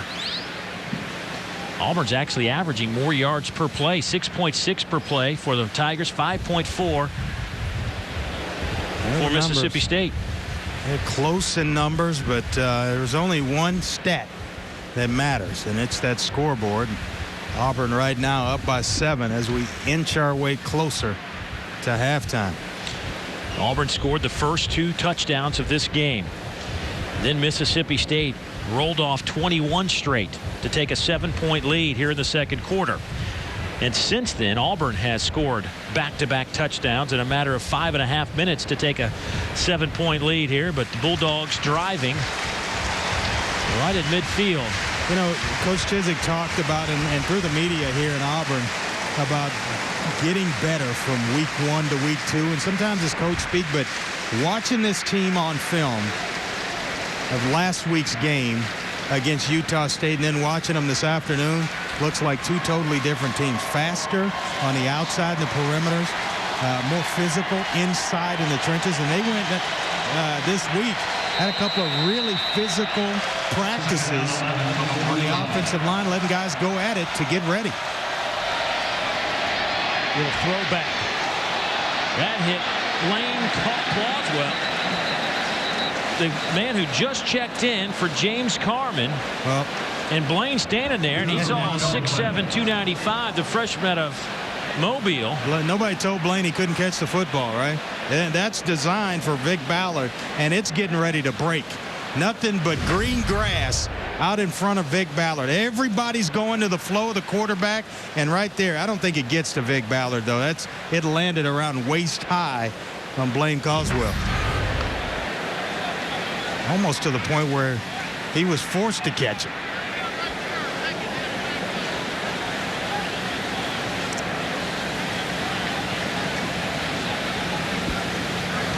Illegal touching.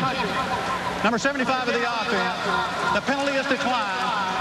Third down. Good catch by Blaine, though. Showed some good hands. Future tight end at 6'7", 295. So here's another third down coming up for the Bulldogs. 2.5 to go. It's third down and 11.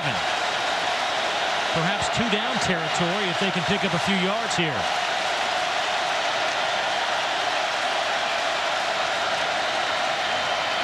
Ralph lobs it up.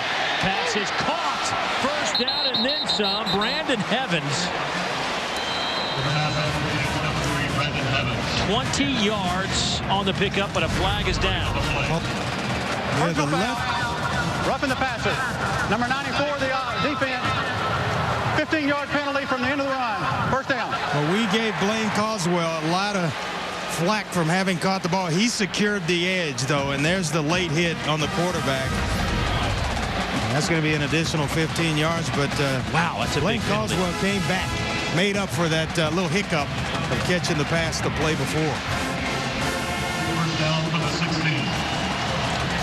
That is a big penalty. It's inside the 20. Another red zone opportunity here for the Bulldogs. Ball sits at the 16. First down and 10.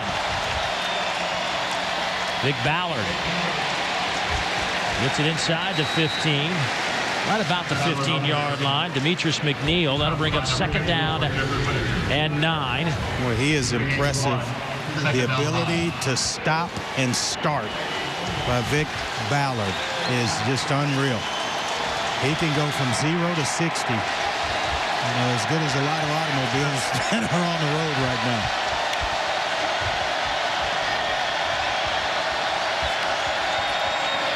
Perkins. Looked like there might have been a fumble. I saw a beanbag come in there. Loss of 2. Corey Lemonier in on the tackle.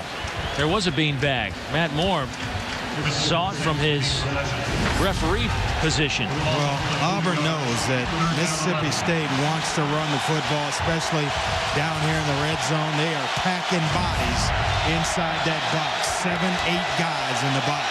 10th play of the drive. There goes Perkins in motion. Ralph. He will throw on the run. Pass is caught down at the 10 by Rico Sanders. A gain of 7. Got to kick the field goal here, Dave. Take the points. On the road, close ball game, an entire half to play. You got to take the points. Auburn will take the timeout.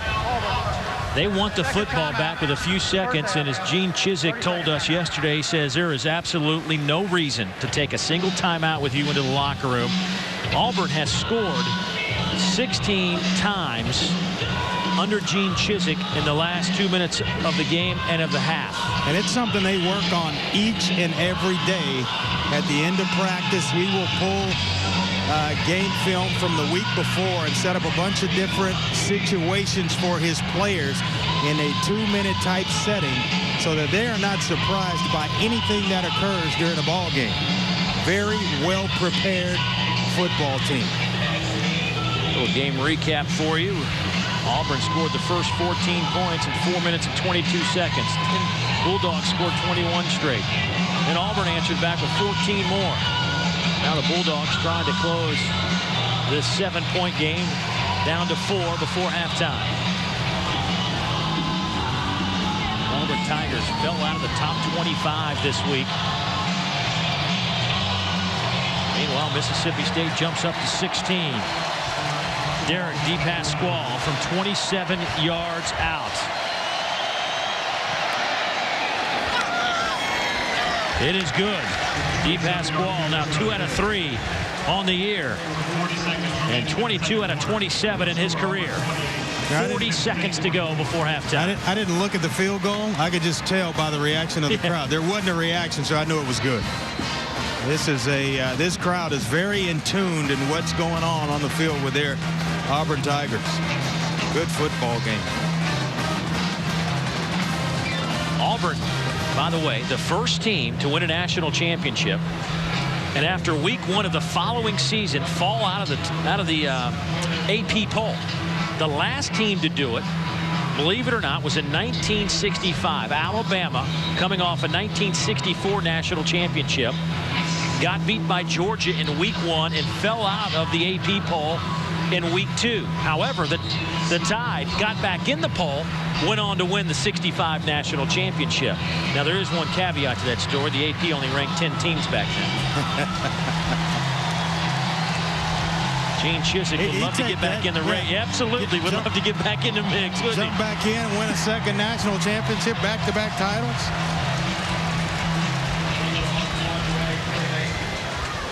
So a dangerous weapon. We got a chance to take a look at those national championship rings last night. Unbelievable. Let's see what Mississippi State does with this kick. The dangerous Trey Mason will take it at the 1. Trey Mason out over the 30, and a flag comes in ahead of the play back at up at the 40-yard line. A 29-yard return. Charles Mitchell on that special teams tackle.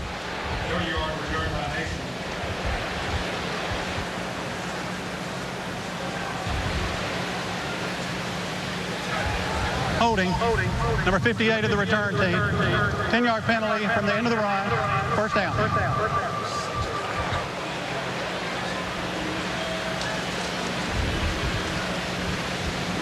That'll back the football up to the 20-yard line. It'll be first down and 10 for the Tigers from that spot.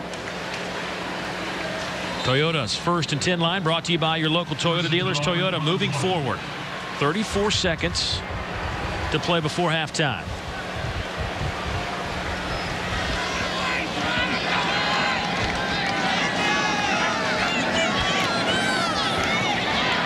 McCaleb trying to get out of bounds. Does he do so?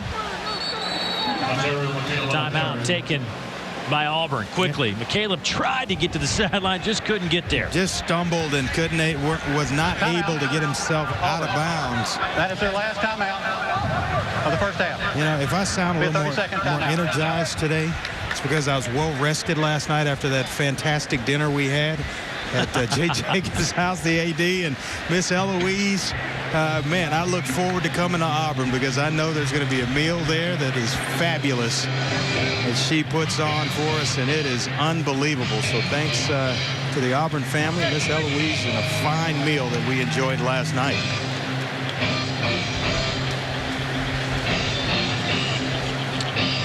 Coming up on the Cellular South halftime report, Kentucky looks to rebound. Alabama and Penn State coming up in a little bit. Toledo giving Ohio State all they want. Dari Noka, Matt Stinchcomb back in our studios. Here's 28-24.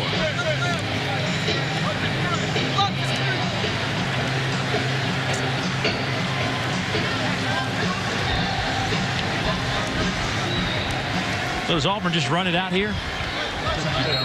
25 seconds, no timeouts. Trying to score with any time on the clock. You can never have too many points in the first half. You just got to be smart.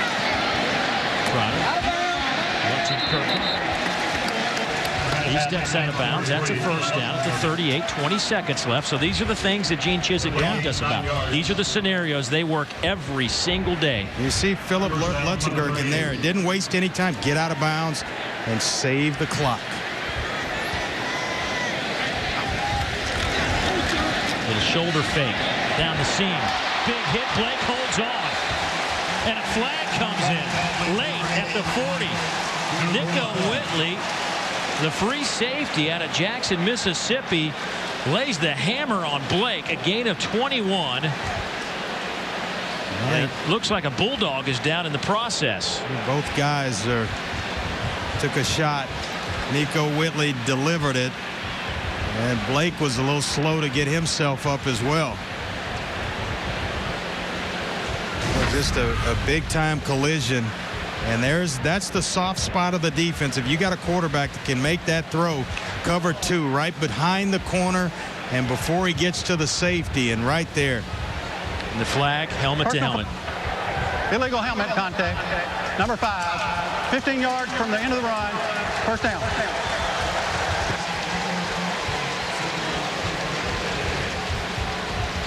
Boy, Whitley looks like he may have knocked himself out.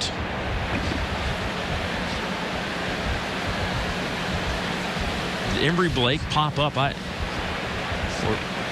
You see 80 down there? I can't see 80. Just a big-time collision. And it really didn't look like Whitley was leading with his helmet. It's just kind of, it was part of the tackle. Yeah, there's Blake getting checked out by the medical staff here. He took a big shot, held on to the football. Man, Blake has done some amazing things today. Man, I am glad to see Nico Whitley sitting up and walking himself off the field. That was some collision right there. Something tells me that the way that concussions and headshots are treated in today's game, I'd be surprised if we see Nico back trot on for us. Yeah. I really like it now. How about Blake? 5 catches, 102 yards in the first half. He took that shot. Yeah, taking shots, holding onto the ball, and now you're just about in field goal range. Down to the 25-yard line with 15 seconds left. How many plays? 2, 3? At least 2 plays. No timeouts remaining. You know, he painted this whole scenario for us. He'll sit in the meeting rooms with players, and we'll get the timeout. Mississippi State. Timeout. Mississippi State. That is their second timeout in the first half. We talked to Gene Chizik about this very thing, and he may turn the film off real quick, ask a guy, hey, and spit out a name, and ask him 15 seconds left, how many plays can we run? And they've got to have that answer right away. That's how he coaches over and over, just a bunch of drills, and he takes it right into the film room. And when you get in the game, you're not surprised. You just react as a football player. You're seeing right now coaching at its best. Time on the clock, how to handle it, no timeouts, and they're moving the football right down the field to get themselves in field goal range. The coach from Mississippi State challenges the last play on the field, which was a catch. The previous play is under further review. Yeah, Dave, we left that meeting yesterday with Coach Chizik, and I thought nobody is going to outcoach the guy. His teams are going to be prepared for whatever situation comes up. Look at the replay here. This catch by Emory Blake along the sideline. Just 1 foot in college football. There it is. It's down. It's a catch. Unless the ball comes out and that angle we don't see it. There's the catch. He holds on to the football. Oh, that's a catch. I think it's a catch. He kind of hangs on to it right around his hip. But Nico Whitley did everything he could to separate receiver from football. Nice to see him back up and on his feet as well with his helmet on. See, when you don't have the helmet, that's a done day because they'll take it from you. They know players will pop it right back on, click the chin strap on, and go back in the game.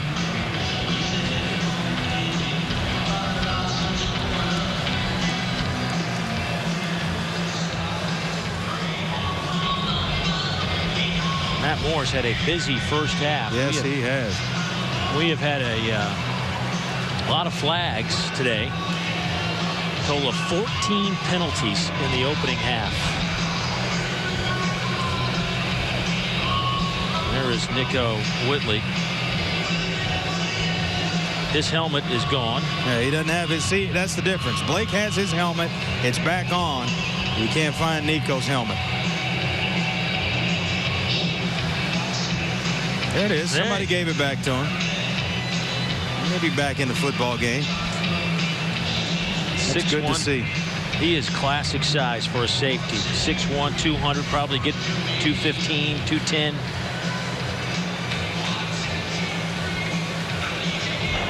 After further review, the ruling on the field stands. Mississippi State is charged with a timeout.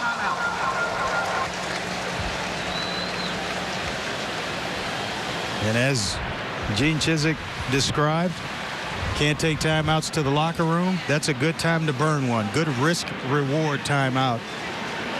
Call it. Get the review. So you got 15 seconds left. Quick hitter, then a field goal, or you try to jam 2 plays before you go to the perimeter where you get a guy out of bounds, because you can't have a catch and run inside the numbers here. No timeouts for the Tigers. Mississippi State still has 1 remaining.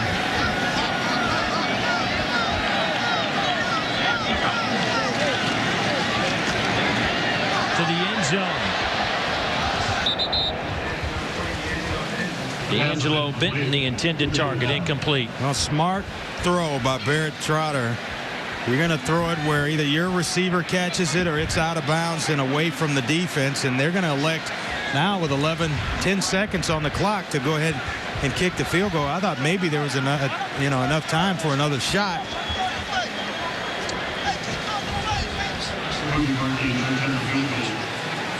Just in case something happens with a snap, maybe you can rally the guys up and get another shot at it. 43-yarder.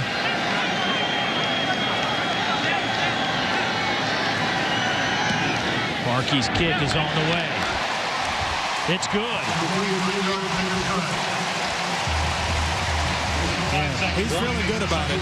Once again, the Auburn Tigers under Gene Chizik score in the final minute of a half.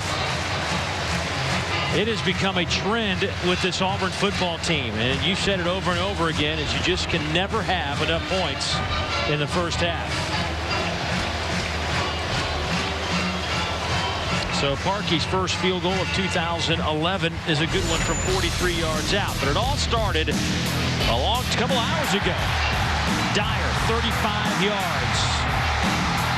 Auburn led 7-0. Then off the helmet of an Auburn defender to Charvin Bell, and then it's picked up by Demetrius McNeil. It's 14-0 Tigers. Then it's Ladarius Perkins, 40 yards out, touchdown Bulldogs. They cut the lead to 7. Then Chris Ralph, nice strike in the end zone. That one goes to Brandon Evans in the second quarter. Trotter is picked off, taking the distance, Jonathan Banks. Then Trotter comes back. Emory Blake over the middle. He will take it to the end zone. From 2 yards out, it's Michael Dyer, his second rushing touchdown of the afternoon. Don't look for this kickoff to go the length of the field unless he's putting it out of the back of the end zone. The last touches to the scoring drives, a couple of field goals by each team. How about 55 points in the opening half of this one? And we thought it was going to be one where you stand in the middle of the field and just throw punches at each other. Well, they're doing it just in a little bit of a different way.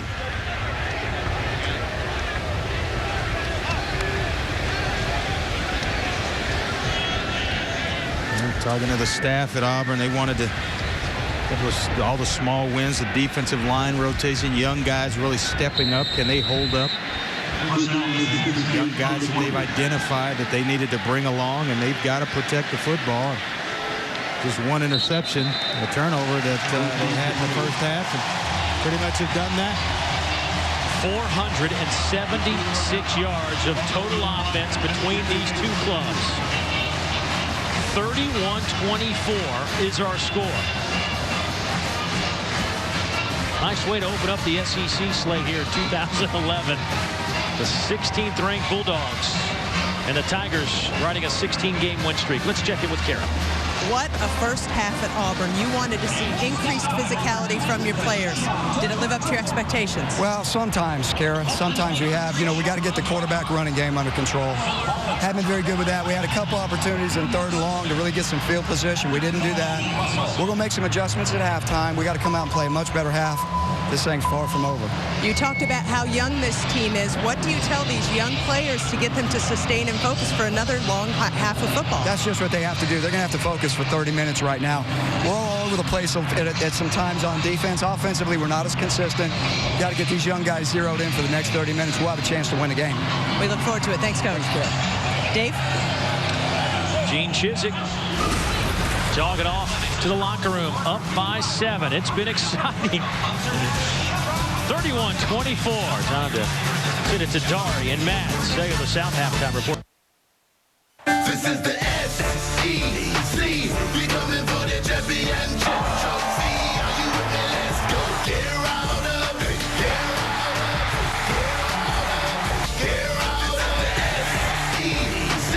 We coming for the championship trophy. Are you with me? Let's go. Get out of it. Get out of it. Get out of it.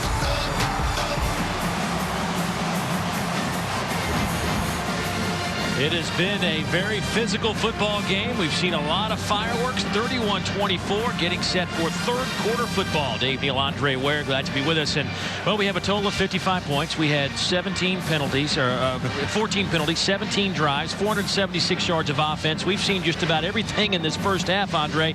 But both these quarterbacks, as we take a look at our Gulf Shores and Orange Beach playbook, both got the job done in different ways. Well, they really did. When you look at it, we'll start with Barrett Trotter.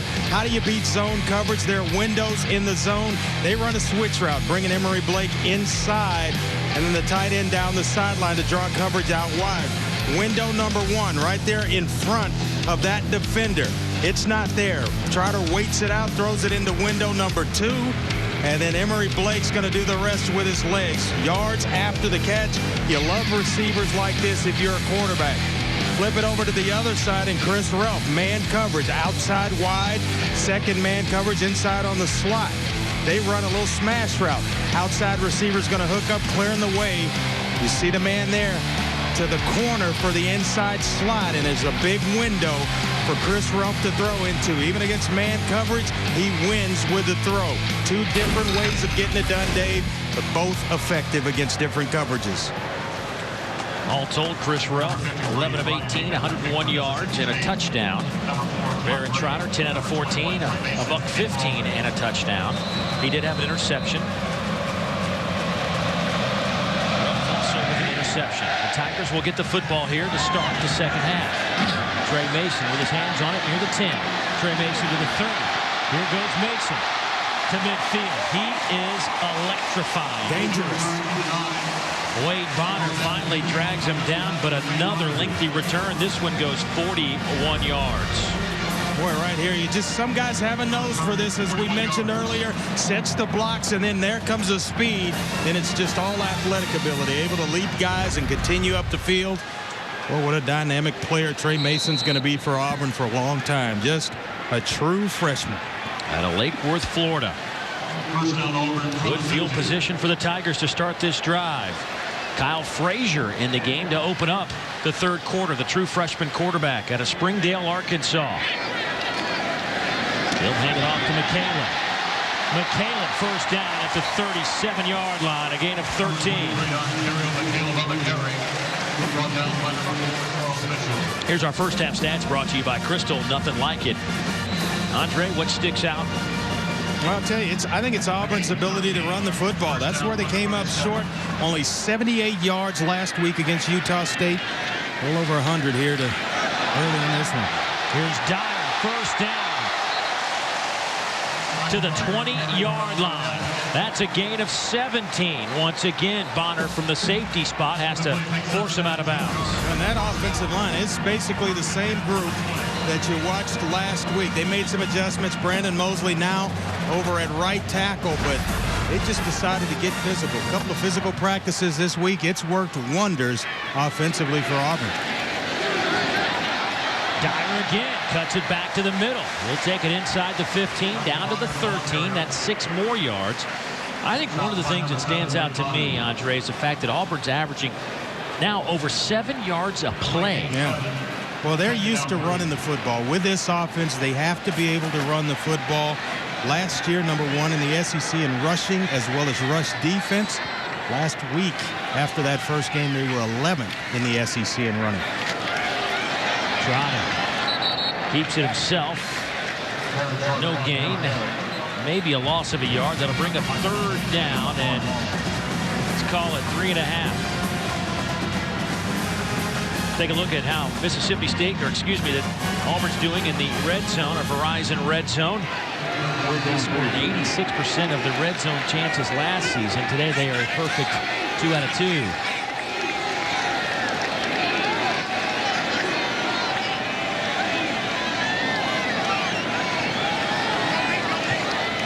Play clock down to 8.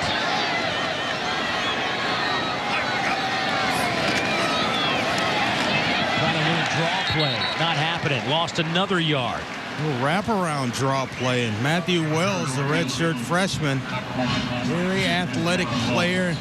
Mentioned earlier that he moved from the secondary to outside linebacker so they could get more speed on the field. He wasn't fooled because it looks like the quarterback, it's designed to make the quarterback look like he's going outside and rolling, and then he slips the ball back inside to the ball carrier. Some guys don't see it, but well played on the part of Matthew Wells. The drive stalls. Cody Parkey will come into the game. He made his first from 43, this from 32 from the far hash. Ryan White will hold. Josh Harris, the long snapper. It's going to be a delay of game penalty against Auburn, and make it a little more difficult. Delay game on the offense. 5-yard penalty from the previous spot. 4th down. It's a little bit too long, thinking that one over and getting everybody set.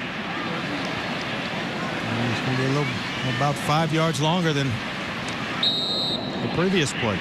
Goes to a 37-yard field goal attempt now. And Cody Parkey.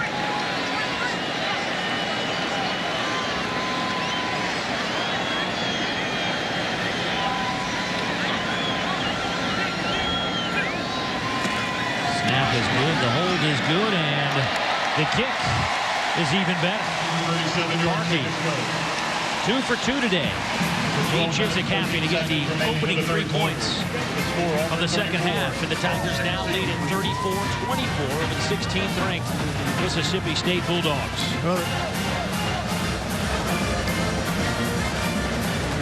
Let's go down to Kara, who caught up with Coach Mullen coming out of the locker room before halftime. Kara. Dan Mullen is always intense, but I've never seen him this frustrated. He told his players that was as bad a half of football as he's seen in a long time. I asked him what was bad. Special teams, bad. Tackling, bad. Play calling, bad. You name it, it was bad. The message, he was very disappointed in them. Not a good start for the Bulldogs for the second half. They had 4 obvious missed tackles in that first half. They had 29 missed tackles against Memphis in week 1. I thought just maybe the penalties as well to start the game that really put them in the hole. Even to start the drive when they had the football, it backed them up well inside the red zone. A long way to go, and then gave Auburn a short field when they punted the football. If he said it once, he said it 15 times. When we asked him about, do you talk about championships with your team? He says, we talk about having championship efforts at practice and classroom and everything you do. That leads to championships. And I think he's referring to the fact that they didn't get a championship effort in the first half. Not in the first half, so he's looking to get himself off to a little bit better start here in the second half, but gave up 3 points right out of the locker room to Auburn, and credit Auburn. They went in and a nice field position, changing the field position by Trey Mason. He passed in on points. This kick is another boomer that nearly hit the upright. Perkins will catch it, but that'll come out to the 20-yard line. Cody Parkey has got some leg. He had 4 touchbacks and 6 kickoffs last week, and he's had a couple here today. Another thing, Dave, I've been impressed with that defensive line. There's a young group, all sophomore starters up front on the defensive line for Auburn, and they have been solid. Gave up a few plays, but Not many between the tackles. Four-man front for Auburn. And the shotgun. Ralph on 1st and 10. Throws near side. That's off the fingertips of Chad Bumpus, the junior receiver out of Tupelo, Mississippi. He's been a playmaker since his freshman year and suffered a broken collarbone in the Egg Bowl, which kept him out of the Gator Bowl, that Mississippi State game at the end of the year, and wasn't able to play in the bowl game last year. Has bounced back and is ready to go. Try it again. Same play. Hey, one of those two well-thrown footballs there. A little bubble on the outside by Chad Bumpus, and you lead him about a yard in front. About as well-thrown as you can throw it by Chris Ralph. Right here, just give it to him. Just get up the field and catch the ball. 3rd and 10.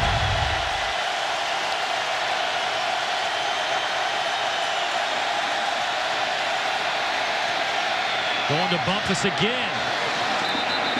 Pass is caught at the 42-yard line. Well, you got to like that. Guy puts two on the ground. You stay with him. The confidence, you know, over and over in practice, he's made plays for you in game situations, critical times. Right there on the money from Chris Ralph. First catch of the game, second catch of the season for Chad. After a 22-yard pickup, they'll work Chad to the other side. Chad Bumpus steps out of bounds. Let's see, at the 49 of Auburn. That's a yard shy of the first down. 2nd and 1. Ryan White pushes him out. Maybe he's a little bit better catching that particular pass going left than right. Good situation here for Mississippi State. 2nd down and short. Ralph to throw. Wide open. Brandon Evans, 1st down at the 36-yard line. A gain of 11 to Charvin Bell with the tackle. Boy, Chris Ralph has really turned himself into a fantastic quarterback. On time with the football, never rattled, and that baby spins now.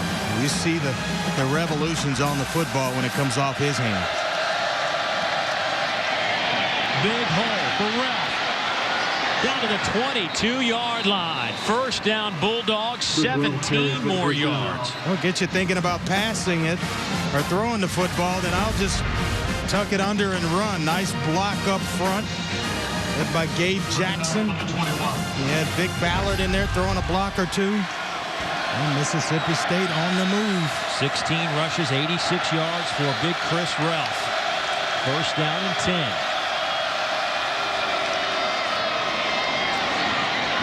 The pitch to Perkins to the 25. Jake Holland drags him down, but 6.5 more yards for the Bulldogs. And Perkins, he was part of a stellar recruiting class in 09. Dan Mullen's first class, and a very shifty runner with a good burst. A nice change of pace from Vic Ballard.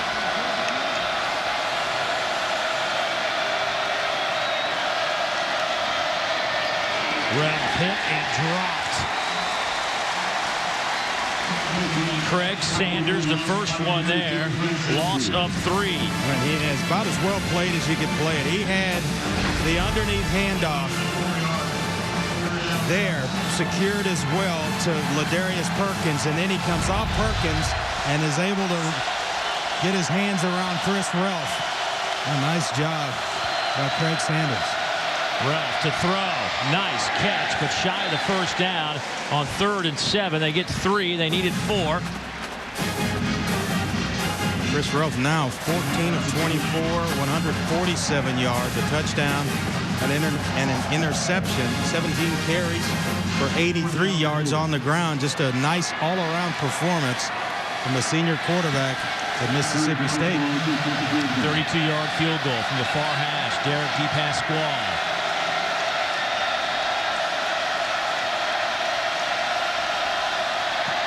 Kick is on the way, and it is good. So the Bulldogs respond to the Auburn field goal here in the 3rd quarter, get 3 of their own. It's back to a 7-point game between the Dolphins. Today's SEC Network game is brought to you by Gulf Shores and Orange Beach, where SEC families come to play. Regions Bank, it's time to expect more. Woodman of the World. Tostitos Artesian Recipes. And by Polaris. See the hardest working, smoothest riding off-road vehicle now at your local dealer.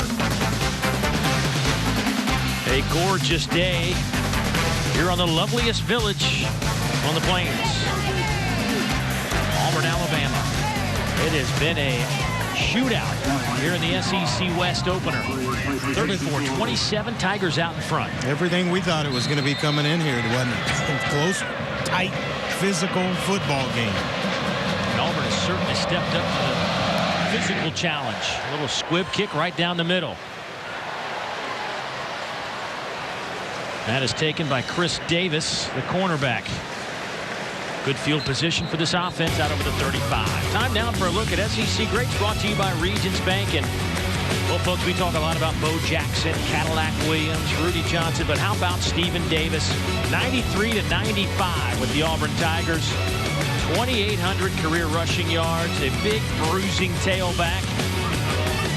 Boy, he was fun to watch. Of course, taking his game to the next level as well in the National Football League. Sometimes you forget about guys like Stephen Davis when you have Cam Newton and Bo Jackson to talk about. And Ontario Trey Mason with the carry. His first carry today.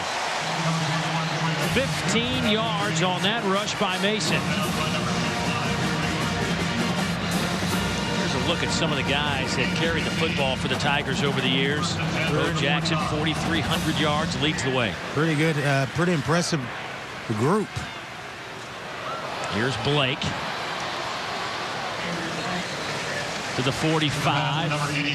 Second down and 5 coming up. Yeah, I was trying to make a late night trade for my fantasy team for tomorrow for Ben Tate.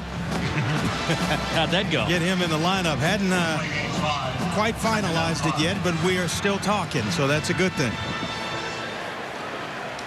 Emory Blake jogs off the field, limping a little bit on second down and 5.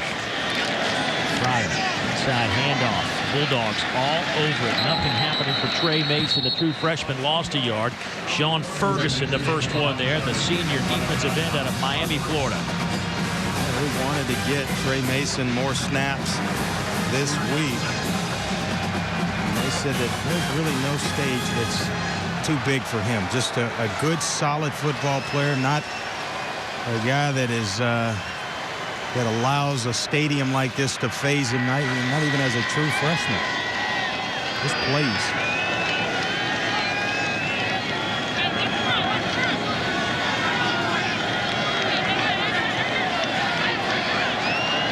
Play clock down to 5.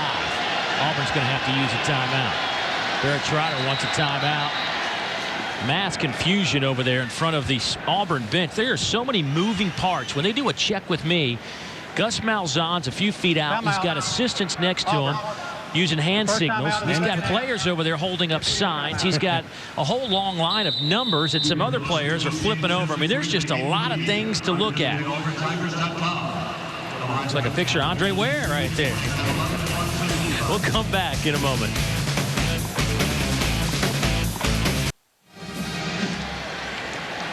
Good look at Jordan-Hare Stadium. Packed to the rafters. Third down coming up for the Auburn Tiger offense. 3rd and 5. Third down, 6, number 45.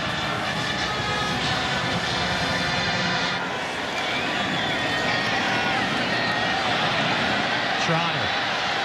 Back pedals. Throws on the run. Incomplete pass.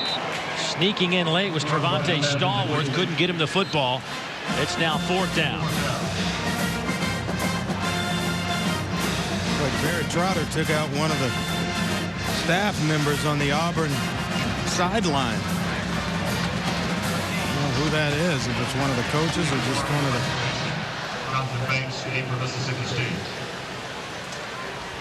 Slow to get up.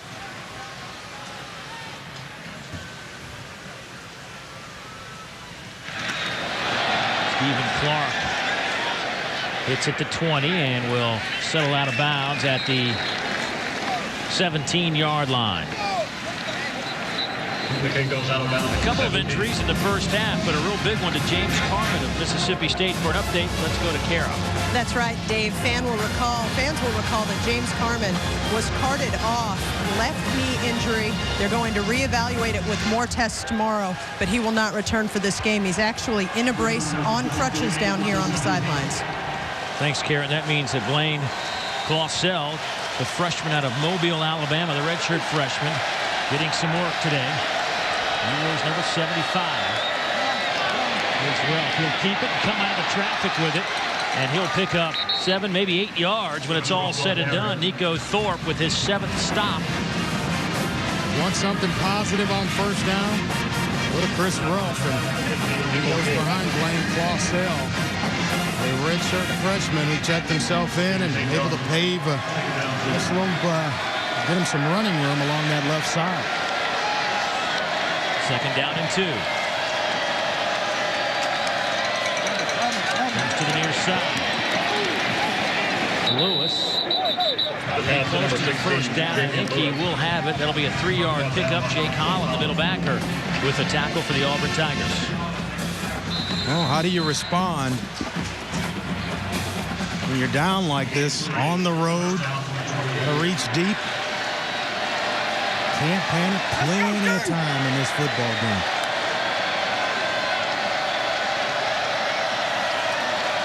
Here's Ralph. Nice touch pass to Vic Ballard for the first down at the 41-yard line. Darren Bates with the tackle, but 13 yards on the passing catch. No, that's where 6'4" helps you. And watch this. Doesn't panic. The initial read, it's not there. So he sets his feet, comes to number 2. And then right there, up on the toes, and a nice little touch pass to Vic Ballard. That's executing inside the pocket. That's a quarterback that certainly feels comfortable in the pocket as well. First down and 10. Hand off to Ballard.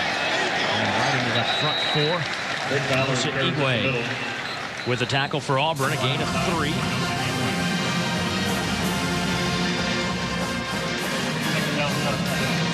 Today's 1st and 10 line brought to you by your local Toyota dealers. Toyota moving forward. Auburn with a 16-game winning streak, the nation's longest. Bulldogs have won 9 of their last 11 and 3 straight going back to last year. And off to Perkins. He'll go to the 47, maybe 48-yard line. Give him 4. No, they're not looking to hit home runs. They're willing to take singles and doubles and just move the chains. So now you get yourself in 3rd down and 4. And it's a very manageable situation offensively for Les Keening and this offensive group from Mississippi State.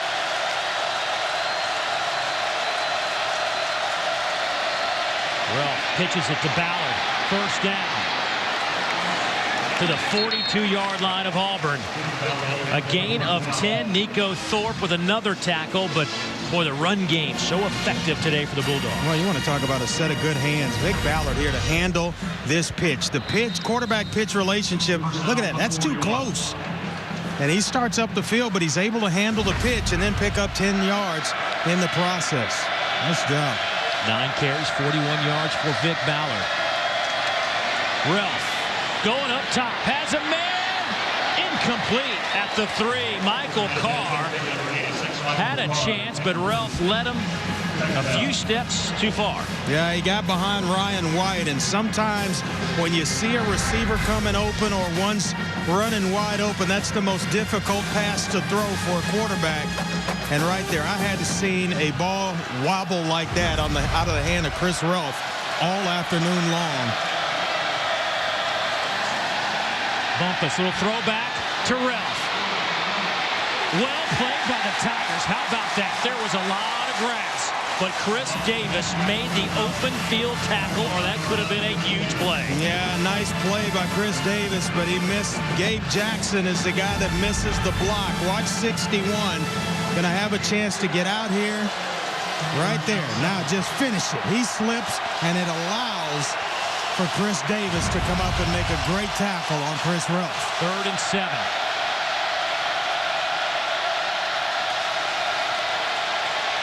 Relf down the middle.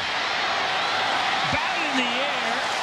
Almost caught, then almost intercepted. Brandon Evans falling down. Could not hold on to the football. It's 4th down. Chris Relf waits about as long as he can, trying to get Brandon Evans to the corner, and he gets tangled up in there with Tasharvin Bell. But now, bend but don't break by the Auburn defense. It's going to change the field position, though, in the favor of Mississippi State. Baker Swedenberg. Little hit at the 5 and bounce to the 7-yard line. So nice job by Baker. 31-yard punt. Auburn backed up inside the 10. It's a good one here in Auburn, Alabama.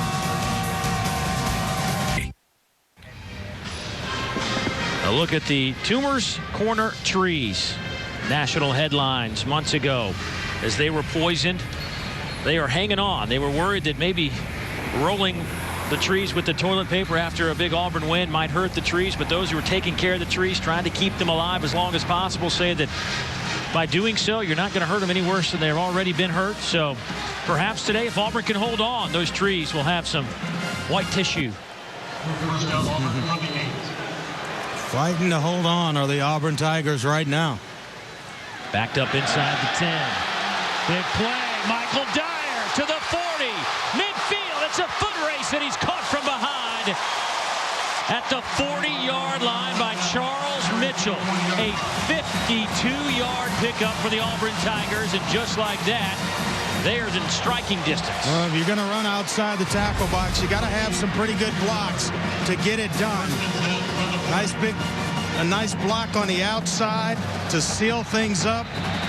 And Jared Cooper as well pulling around there, leading Michael Dyer. 145 yards now for Dyer. Actually, you can make that 142 as he just lost 3.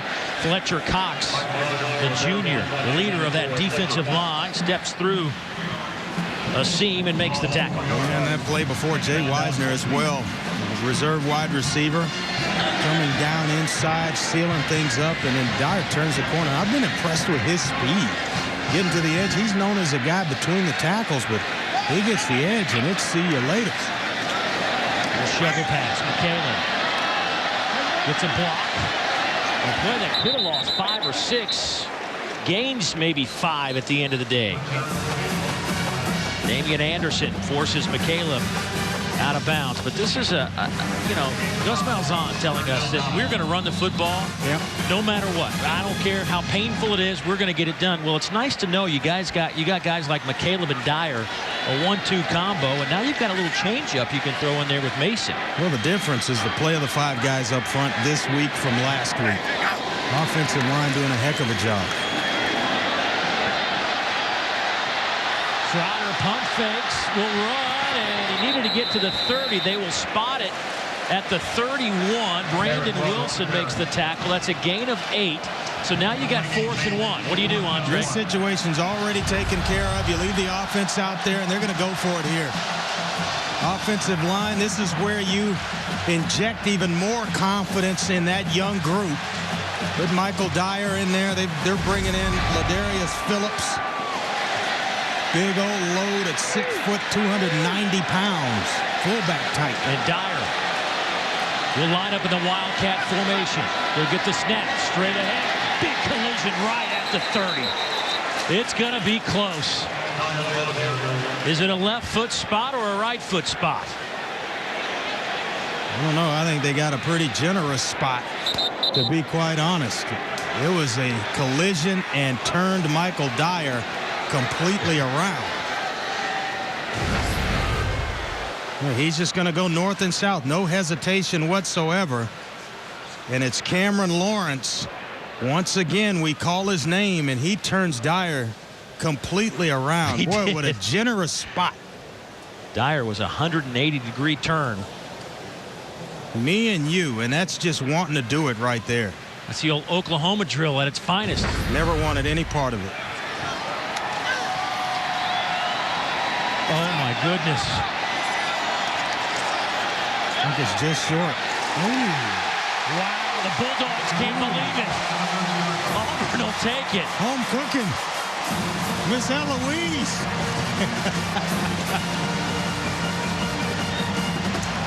Wow. Now, you can look at the spot of this play if you want. And even challenging, and that's why they've hurried to the line of scrimmage trying to get a playoff. They'll get the quick snap. Trotter with a handoff. Trey Mason hit by Cameron Lawrence. Second down and 10. Man, oh man. Cameron Lawrence is a football playing Johnny. He's made a nice transition from outside linebacker to safety. There's a look at some of the toys they use offensively here for Gus Malzahn to signal in plays.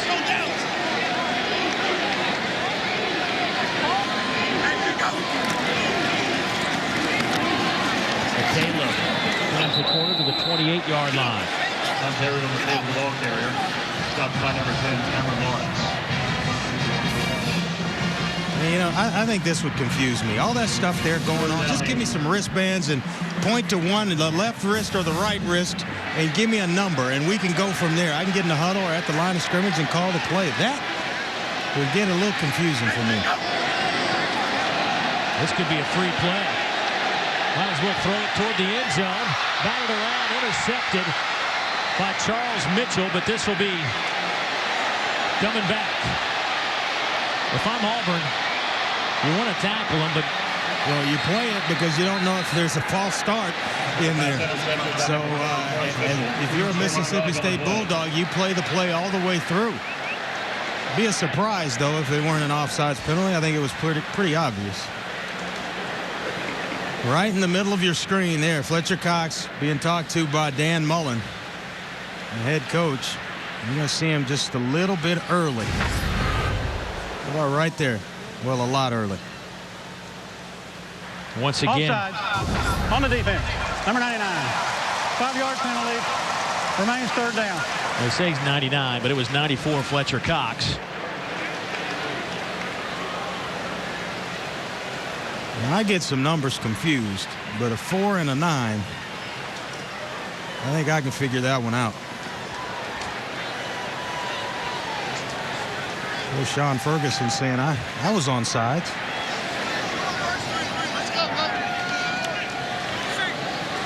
So 3 seconds to go here in the third quarter. Third down, 3, number 44. Talk about a young football team in Auburn. A lot of 5-star recruits there. So Auburn will start the fourth quarter with the football, third down and 3. They lead the 16th ranked team in the country by a touchdown. SEC football, folks, doesn't get much better than this. The final 15 should be fun.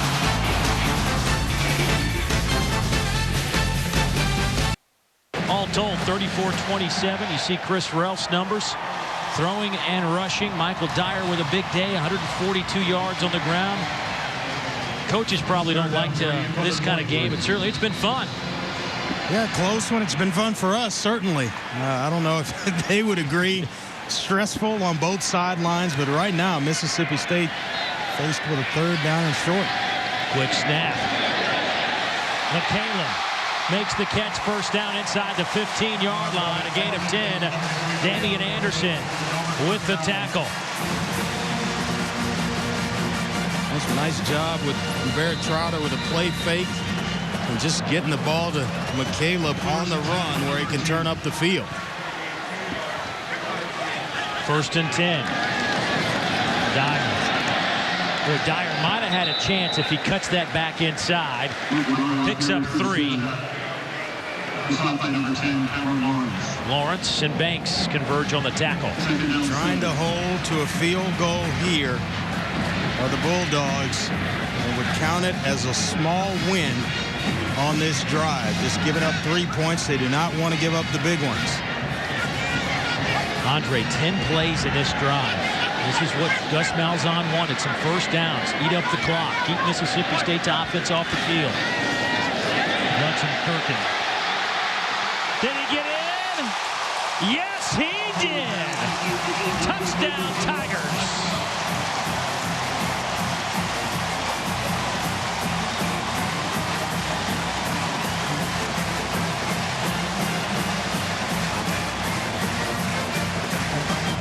Dave Lutzenkirchen is a guy that they really wanted to expand his role this year.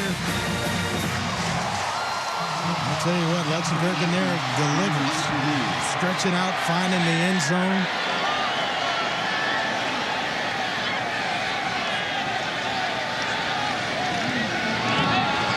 Parkey splits the uprights.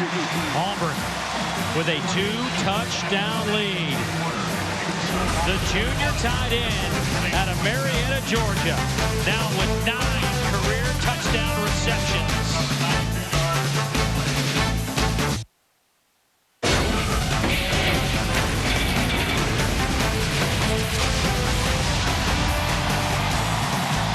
Auburn leading at 41-27. They go 10 plays, 92 yards, 4:22 off the clock. Take a 2-touchdown lead. Time for our Cellular South Conference call. Look at the early standings. Kentucky looks like they're about to even up their record. They're holding on against Central Michigan. Of course, Alabama and Penn State coming up in just a little bit. Georgia and South Carolina later on. Yeah, that's a big game. Between the hedges for Georgia, South Carolina coming to town, and a tall order for the Bulldogs. Here's where you want Cody Parkey to hit another boomer through the end zone. And he hits it to the back of the end zone. Another touchback, and Lewis will have to take a knee. McAllister's Deli is giving 2 lucky guests each a Jeep Wrangler. Visit us on Facebook.com/TFreaks for official rules, entry forms, and great weekly tailgater prizes. Visit Facebook.com/TFreaks, and you could be a big game winner. Talk about that kickoff, Dave, by Cody Parkey.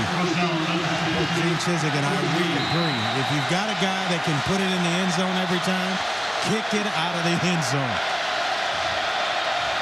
1st and 10 from the 20. Ralph chased down and dropped a loss of 6. El Toro Freeman. Nosa Igwe. Boy, this crowd very much into the football game. And Nosa Igwe right there. Nice job of pursuing to the quarterback, El Toro Freeman, cleaning things up. Nice job of team defense by the Auburn Tigers. Official time called. El Toro Freeman, by the way, number 21 for the Auburn Tigers, missed last week's game, the senior out of Alexander City, Alabama, because of a clerical error that kept him out of the opener. Talking to Coach Chizik, he said El Toro would add a lot to that linebacking core, guy that's taken some snaps around here, and they can use all the experience they can get. Yeah, he brings a bunch of energy and experience to a young defensive unit. I'd like to know what this discussion is all about. I mean, it's almost like they're saying something about the way they're signaling information, or sideline warning perhaps.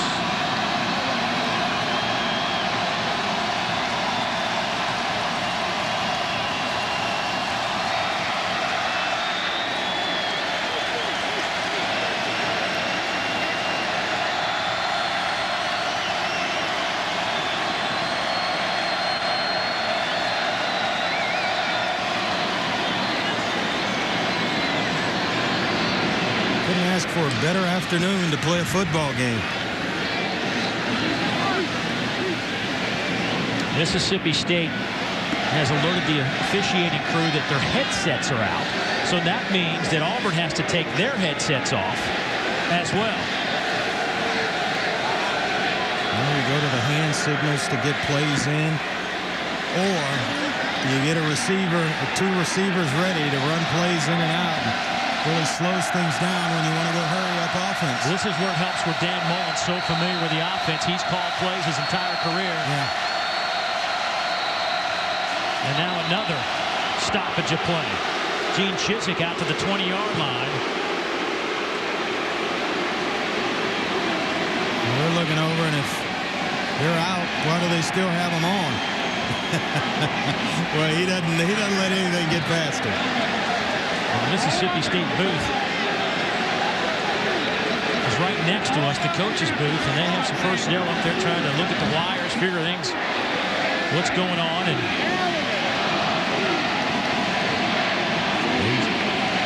people running around trying. Don't want to be that guy running around trying to make sure the cables are working. Hey, it's the age of technology. Just pull out a cell phone. Well, here we go. Crowd still in it. Second down and 15. Ballard cuts it back over the 20. Out to the 31-yard line. A huge run. Give him 16 and a first down for the Bulldogs. Chris Davis with the tackle. Another big shot by Chris Davis. Auburn's best cover man in that secondary. Ballard again. Give him 7 on this carry. And Vic Ballard now with 11 carries, 64 yards. For more on him, let's check in with Kara. After Mississippi State's last offensive possession, Dan Mullen walked back to the running backs, pointed at Vic Ballard and said, I need you to win this game for us. He's doing his part on this drive. Play fake to Ballard. Ralph chased down and drops at the 35-yard line. A loss of 4. Corey Lemonier, the defensive end out of Hialeah, Florida, with the tackle. Boy, he plays fast. The coaches feel like the sky's the limit for Corey Lemonier. You'll see him right here. He gets by Blaine Clausell.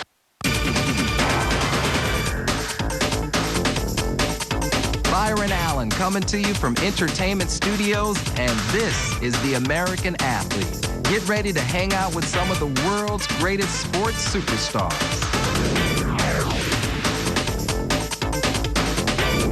Shaquille O'Neal.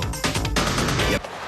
Still and not in flush yardage on your own side of the 50-yard line, and I think Dan Mullen going to roll the dice here. He's going for it. Go for it. Got a lot of confidence. Would not surprise me if they come right back with another quarterback run from Chris Ruff. 4th down and 2.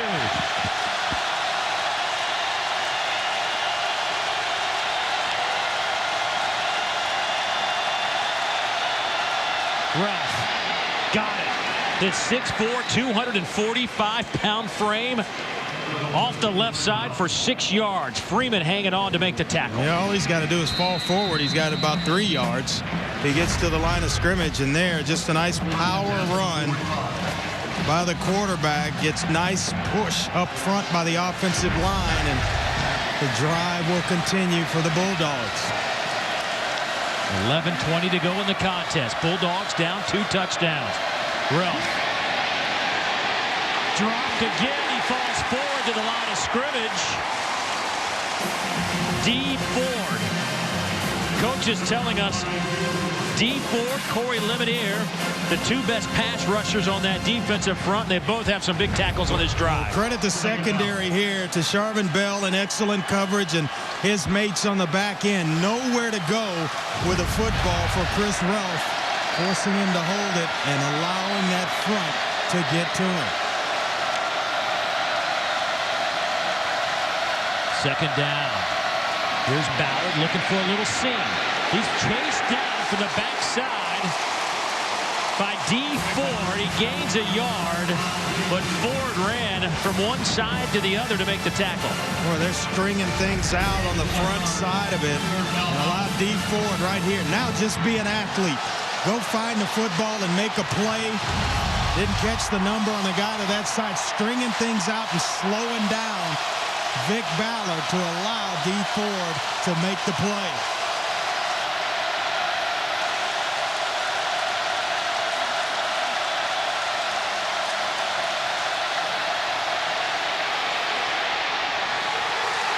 Nearly intercepted. Chris Davis had a read on it. It'll be 4th down and 9. Yeah, when he was described to us by Ted Root, the defensive coordinator for Auburn, as their best cover man. We see why. Last year, he was the team's nickelback, where you slide inside and play the slot receivers. Look at that closing speed. Just about ran the route with the receiver. Auburn played 13 true freshmen last week against Utah State, second most in the country. They played a total of 26 players on defense, unheard of. Trying to find out what kind of football team they have. Auburn. That is their second timeout of the second half. With 9 minutes here, you got a chance, if you punt the football, Dave, to change field position. Tell you what, let's take a break. Dan Mullen talks it over with his troops. Back in a moment.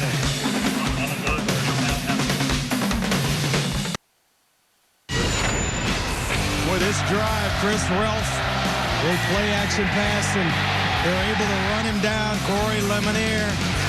Then more pressure coming from the backside.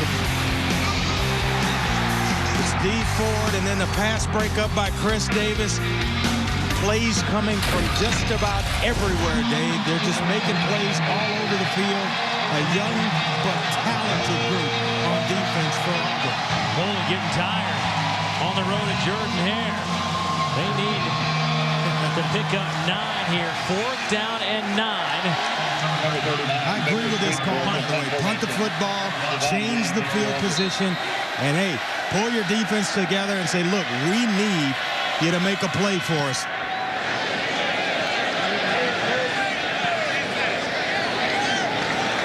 It'll be down at the 17-yard line. So now the Bulldogs defense needs to get their act together and slow down Auburn's offense. Well, early in the game, Corey Broomfield, Jonathan Banks, who had a pick 6. Wade Bonner was coming up, causing all kind of havoc. That guy right there, Cameron Lawrence. They're going to have to rally together, get a big stop, maybe even a turnover to get back in this football game. But they need it now, not later. Kyle Frazier in the game. Mississippi State, 382 yards of offense. Auburn, 370. Ontario McCaleb, the running back in the game alongside Kyle Frazier. Here's McCaleb.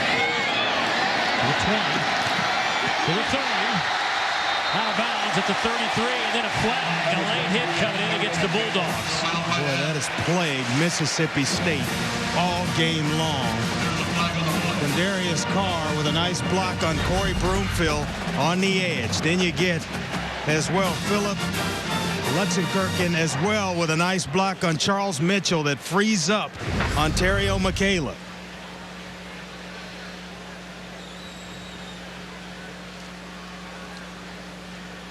After the play, dead ball, personal foul, late hit, number 6 to the defense, 15 yards from the end of the run, first down. Killer. 15 more yards on top of a 15-yard run. So a 30-yard play with 9:36 to go. Today's First and 10 line brought to you by your local Toyota dealers. Toyota moving forward. First and 10 now from the 48-yard line. Barrett Trotter back in the game. Barrett 14 of 19, a buck 36, 2 TDs and a pick. And he's dropped back at the 37-yard line.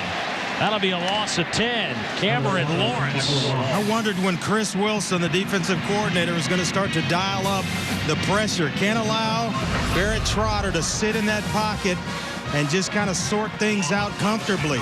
They bring pressure, they get there, and it's in the form of number 10, Cameron Lawrence, the junior linebacker from Coldwater, Mississippi. 11 tackles for Cameron. A sack, a forced fumble, a tackle, 3 tackles for loss. He's had a huge game from his outside backer position. Trotter all day to throw over the middle, pass caught and dropped. Jay Wisner had his hands on it, couldn't hold on. It would have been shy of the first down by a couple of yards. Well, Wisner had a nice block on the long run by Michael Dyer, and going to get rewarded here. Got himself open, zone coverage. And right there trying to close from inside out or outside in was Nico Whitley, the safety. 3rd down and 20. More importantly, the clock stopped, Dave, with that incompletion.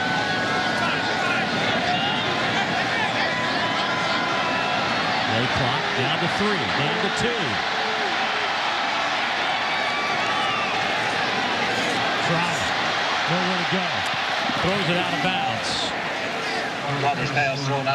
So the Bulldogs, despite the personal foul, late hit, overcome that mistake, and they stand tall and force a punting situation. But if you're Gene Chizik and the Auburn Tigers, you don't flinch because you got yourself out of a bad situation field position-wise.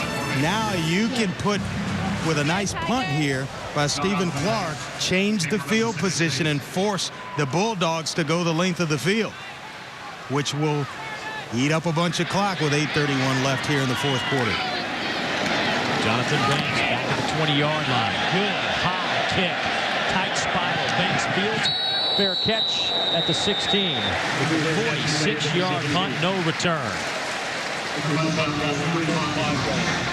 Tiger fans, what better way to spend the Christmas holiday than in Honolulu, Hawaii? Don't miss out on the action as the Auburn men's basketball team faces off with Clemson, Kansas State, Xavier, and more in the 3rd annual Hawaiian Airlines Diamond Head Classic, December 22nd, 23rd, and 25th.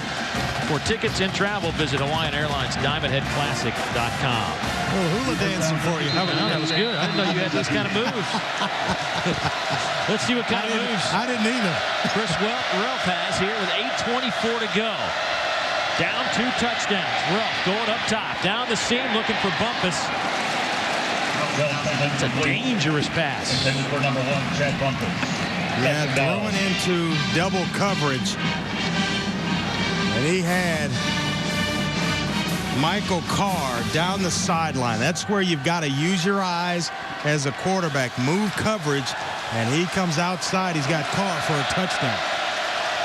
Well, 17 of 30, 163 through the air. You can add to that total here to the 20-yard line.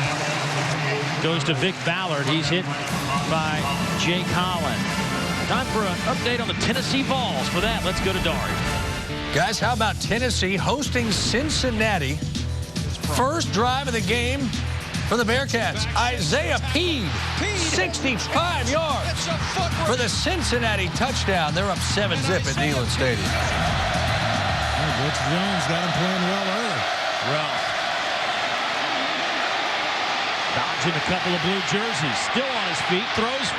Passes. They will say caught at the 34-yard line. First down. They get 12 when they needed 6. Michael Carr with the reception. Boy, sometimes you just got to fight and scratch as a quarterback, and Chris Ralph working the pocket. You'll see outside Michael Carr being rewarded here. Keep working for the quarterback. Show me your numbers and throw it low and outside where the defender cannot get to it.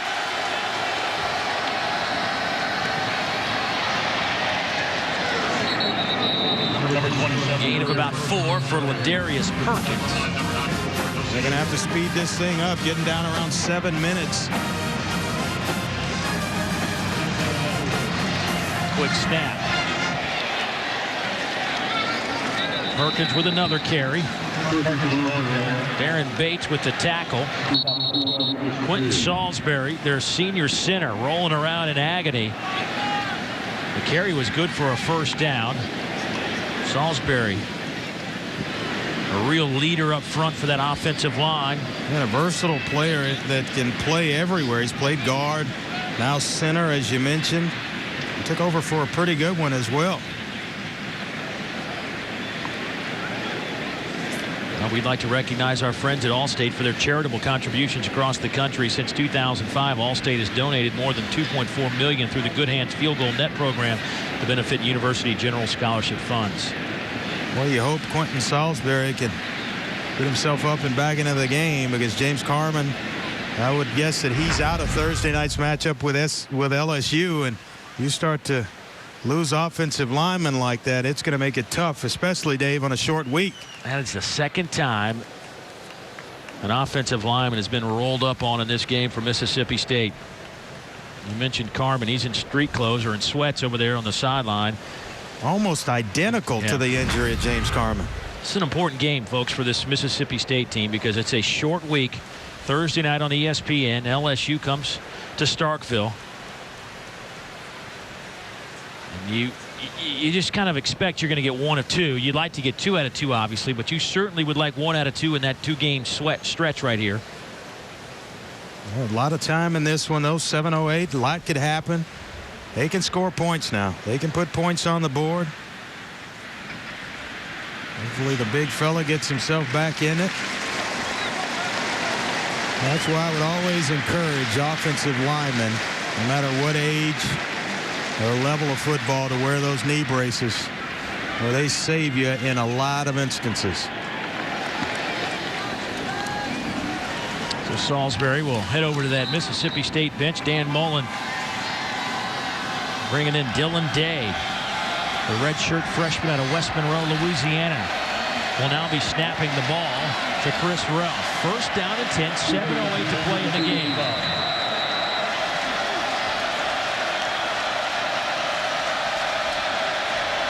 Good snap to Ralph. He's got some running room.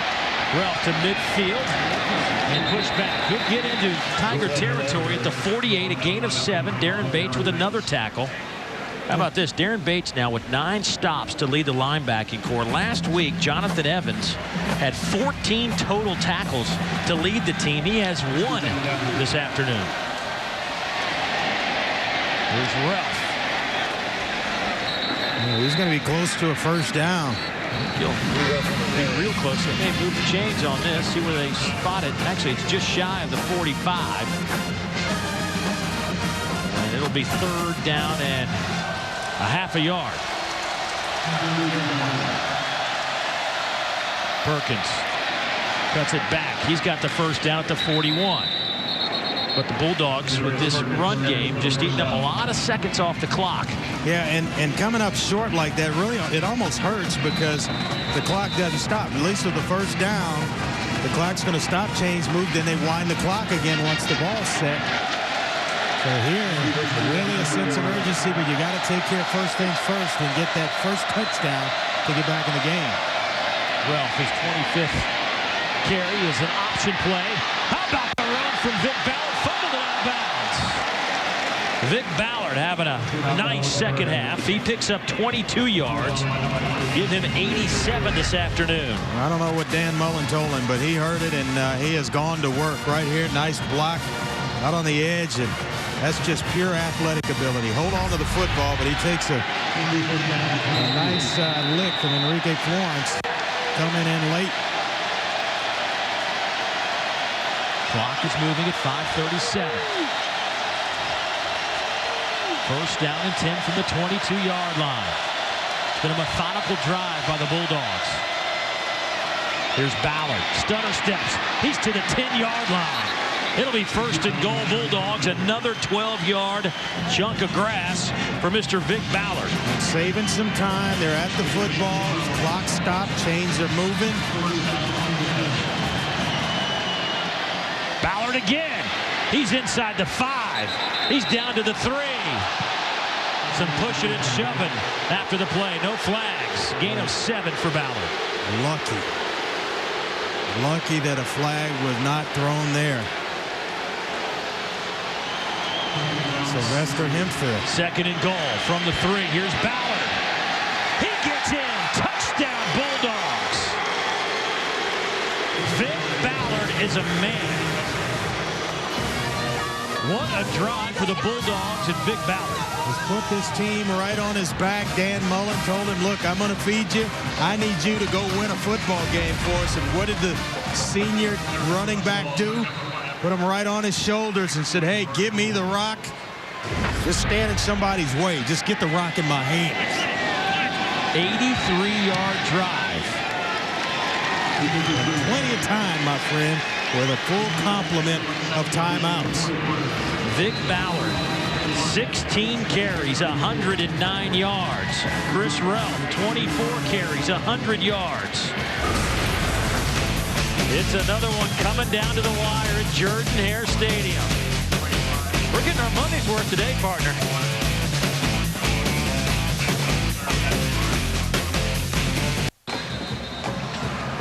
Vic Ballard had 6 carries, 45 yards, and a touchdown on that last drive to pull the Bulldogs within 7. A drive that went 83 yards, and now it's the time for this Bulldog defense to stand tall. Yeah, may look back at some point if they don't tie this game up. And I'm going to question, why didn't we go to Vic Ballard a little bit earlier in this football game?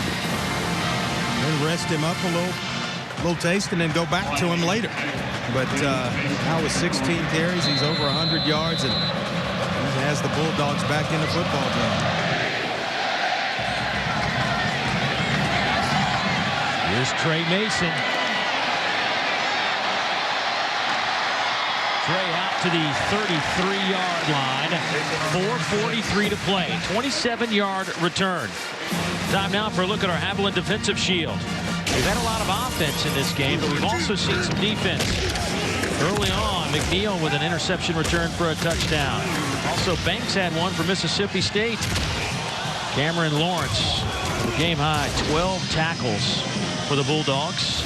Also, 3 tackles for loss, a sack, and a forced fumble. Well, you'd like to think, if you're Chris Wilson, that you'll get a 3-and-out, or Dan Mullen a 3-and-out, force a punt.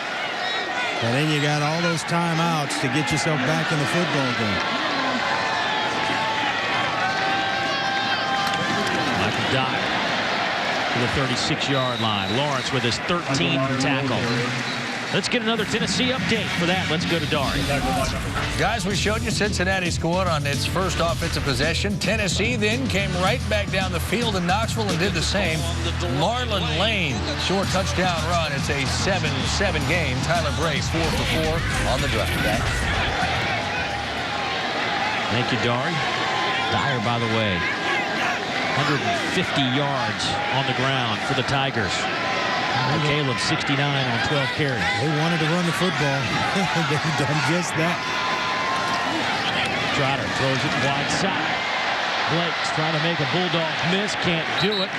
Picks up a couple of yards on the play. Corey Broomfield, good open field tackle on the elusive Emory Blake. Well, if you're trying to work the clock and you're Auburn, you're right on schedule. 3rd down and 3. With an opportunity to pick up a first down here, you've got a lot of playmakers or guys that have made plays. Blake there. Dyer still in the football game. You can go to him. Auburn with 1 timeout left. Mississippi State has all 3. I'm betting Dyer right here. He's been your workhorse.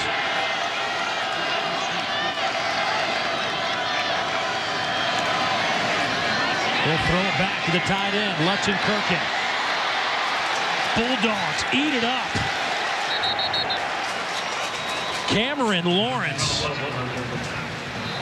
will hold on for a loss of 2 yards. He has had one of the best games by a Bulldog defender in a long time. Yeah, and a smart timeout by Dan Mullen here on 4th down.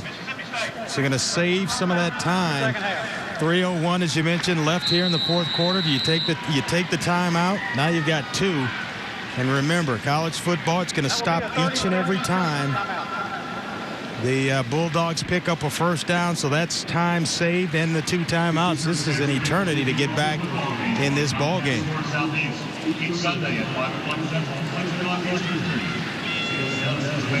Both coaches, Dave, buttoned up, good programs, have done a nice job of building both these programs.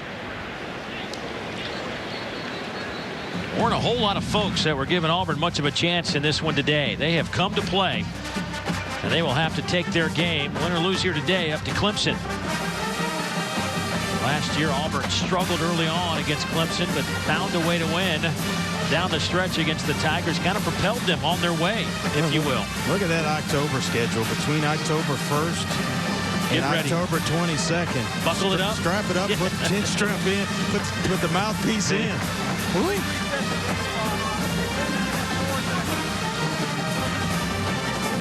Time for our Good Hands play of the day, brought to you by Allstate. We'll go back to the first half. Emory Blake's had some big plays today, but this was impressive.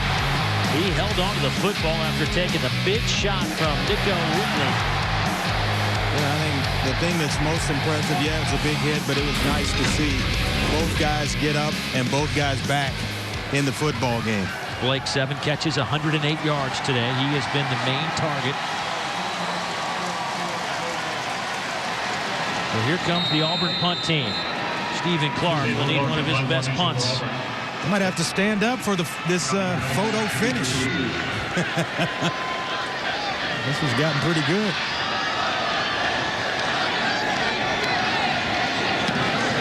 What a punt. Banks takes it at the 11.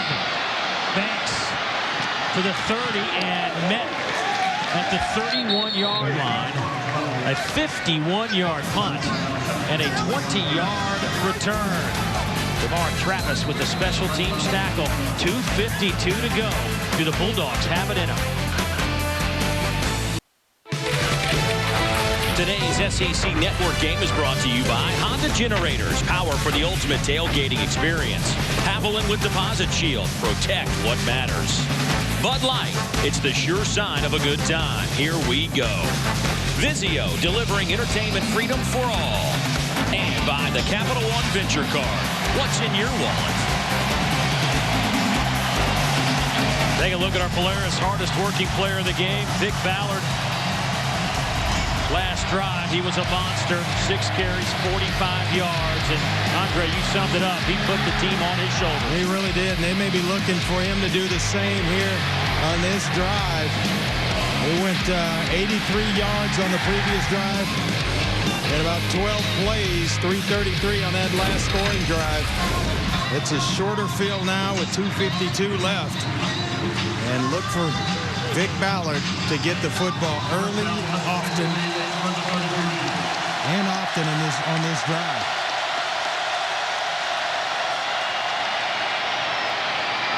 Here's Ballard.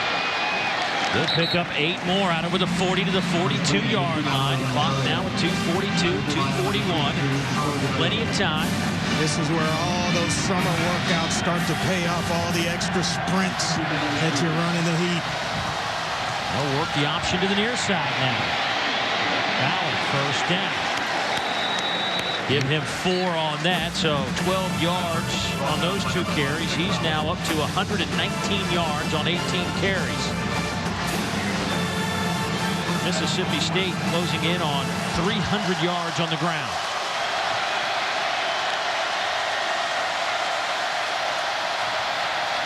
Big hole. Inside the 45 to the 44. Goes Vic Ballard. Chris Davis finally brings him down. And Ballard slow to get up. Close to another first down. And they're going to have to measure this, which will give Mississippi State a chance to really get a play call. And Vic Ballard's going out of the game right now. He looks gassed. I think that may be what it is. Just give me a blow right now. And maybe we might have enough time with this measurement to get the rest necessary to come right back in the ballgame. Auburn got a first down by fractions of an inch. Mississippi State won't be so fortunate. No, Chris Ralph right here. Ballard in the second half, 12 carries, 102 yards. In the first half, he had 7 carries, 28 yards. Here's something as well that we might want to point out. Dylan Day came in for Quentin Salisbury, the starting center. Went down and got rolled up on. It would be easier if they were in a traditional set with quarterback under center and you're just snapping it to the quarterback's hands. But he is gun snapping each and every time. He came into this game at an important time, and he's really delivered for the Bulldogs in that capacity. Every snap's been on time and in the hands of Chris Ralph. That'll be a first down as Perkins picks up 9. They needed 6 inches. Chris Davis with another tackle. Clock stops. Still have the 2 timeouts left. Option game to Perkins. He's tripped up. Gain of 3. Stays in bounds. Demetrius McNeil.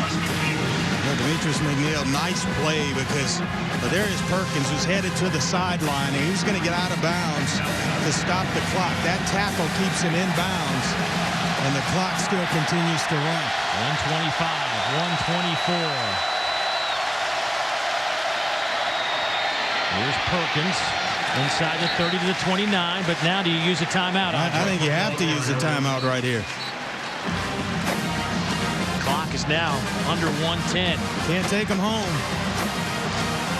And there's no need to rush.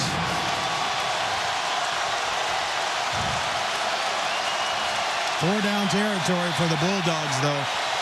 So I guess that's how Dan Mullen's looking at it, but I would have taken the timeout there. They've let 15 seconds, 16 seconds go off the clock since the last play. Ralph to throw. Vic Ballard at the 15, first down. Clock will stop at the 42-yard line. That's a gain of 15. Boy, cool, calm, and collected. Chris Ralph, nice touch on the football over to Charmin Bell. Into the hands of Vic Ballard, the workhorse here in the fourth quarter. 5 catches, 62 yards for Ballard. Ralph will keep it off the left side, inside the 10, down to the 9. Stuck there. A gain of 4, 25 seconds, 24 seconds, and there is your timeout. There's the timeout. All right. Let's just say, hypothetical, Bulldogs able to get it in the end zone. Vic Ballard? Oh, I'm sorry. Are you thinking 2 here? Are you thinking extra point here? No, I think you take the extra point. The defense has come alive, and you go into overtime. But first things first, get it into the end zone. I'm thinking ahead like a coach. I got you. Always prepared over there, aren't you? Here's a look at our game summary. It has been back and forth all day long. Auburn scored the first 2 touchdowns. Then the Bulldogs responded with 21 straight. Then Auburn came back with 14 more points in a row. And then they exchanged field goals and a couple of touchdowns here in the fourth. It's been the Vic Ballard story in the second half. He has been a one-man wrecking crew in the second half. Not only in rushing the football, but he's also been a factor in the pass game as well. Dyer, 152 on the ground for the Tigers. He's been solid. Watch 2 grown men for this Mississippi State Bulldog offense. Chris Ralph and now Vic Ballard. Both movies, 5 stars. Thumbs up. How about that? Tigers have won 16 in a row, trying to keep it alive. Longest streak in the country. Second down. Coming up for the Bulldogs. They put 2 seconds back on the clock. 26 ticks left.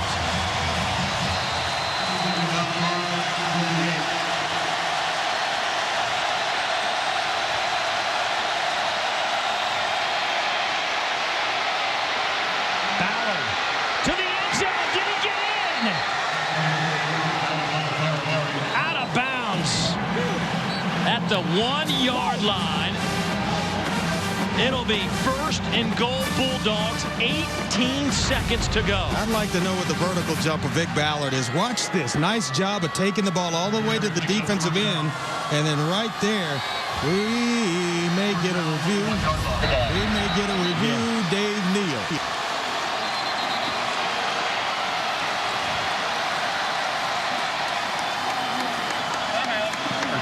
That is their last timeout, the second half. It'll be a 30-second. Oh, look at this. I mean, he takes off right inside of about the 4-yard line. I guess they're spotting it as if it were like a punt, where they're estimating where he would have gone out of bounds without touching. But he comes out. Remember, that goal line just keeps extending past wherever. You know, way out the stadium, down I-85. You know, I got to tell you something. I think that's close. That's close to being a touchdown. He takes off. At no point did his foot hit the out-of-bounds mark. And then he crosses past the end zone when he comes down and the ball is... Well, they review everything else. Give us a review there.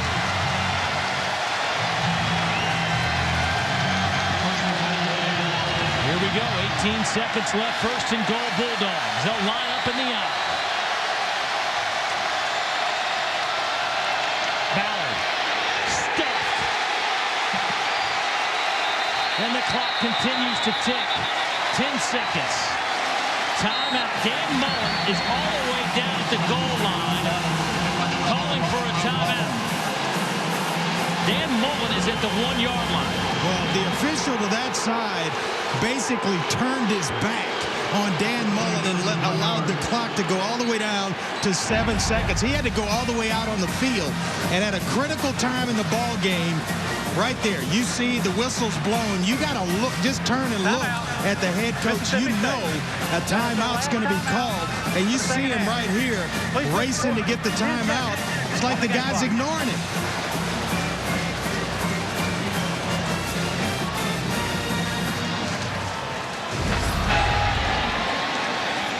Oh, the drama of it all. Now here's something to think about. You get all the way down here. You haven't gone under center at all game long. Stay with what got you here. Spread out. Put Chris Relf back there where he gets a running start, if that's where you choose to go. You know the options coming here. They've been able to do it successfully with him in the shotgun. Well, they put 3 seconds back on the clock, so you give at least the Bulldogs maybe a chance. I don't know. I mean, you have no timeouts left. Well, you almost, if you don't throw it here, you can get 2 plays if you throw. But if you throw the football here on second down.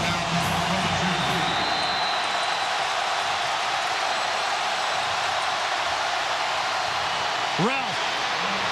Stop shy. No timeouts left. 3, 2, 1. Ball game. Can you believe it? The Tigers have done it again in dramatic fashion. 41-34. The streak is alive at 17. The previous play is under further review.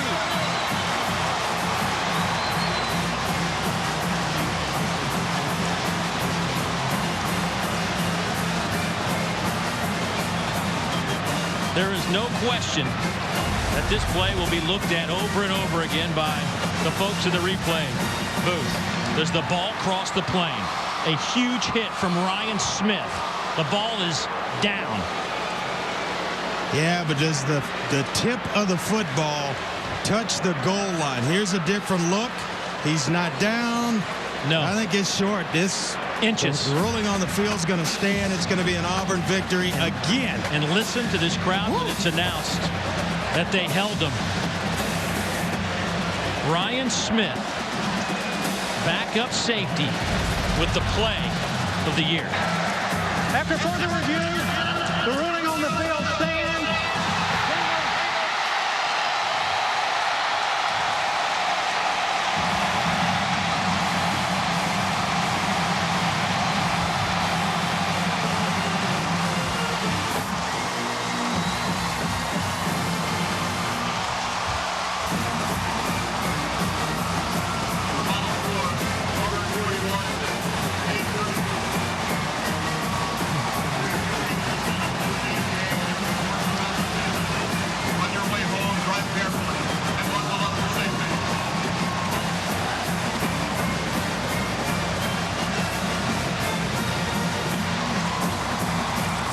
They do it again, Andre. It's almost unexplainable how the Auburn Tigers continue to win these games. And we're not just talking about the opening week against Utah State. This happened last season. They found a way to win.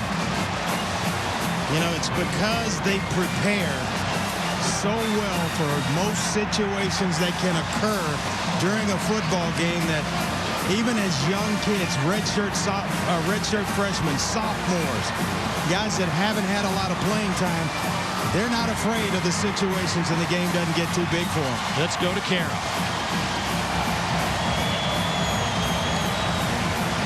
Coach, we heard you tell the players last week a win is a win.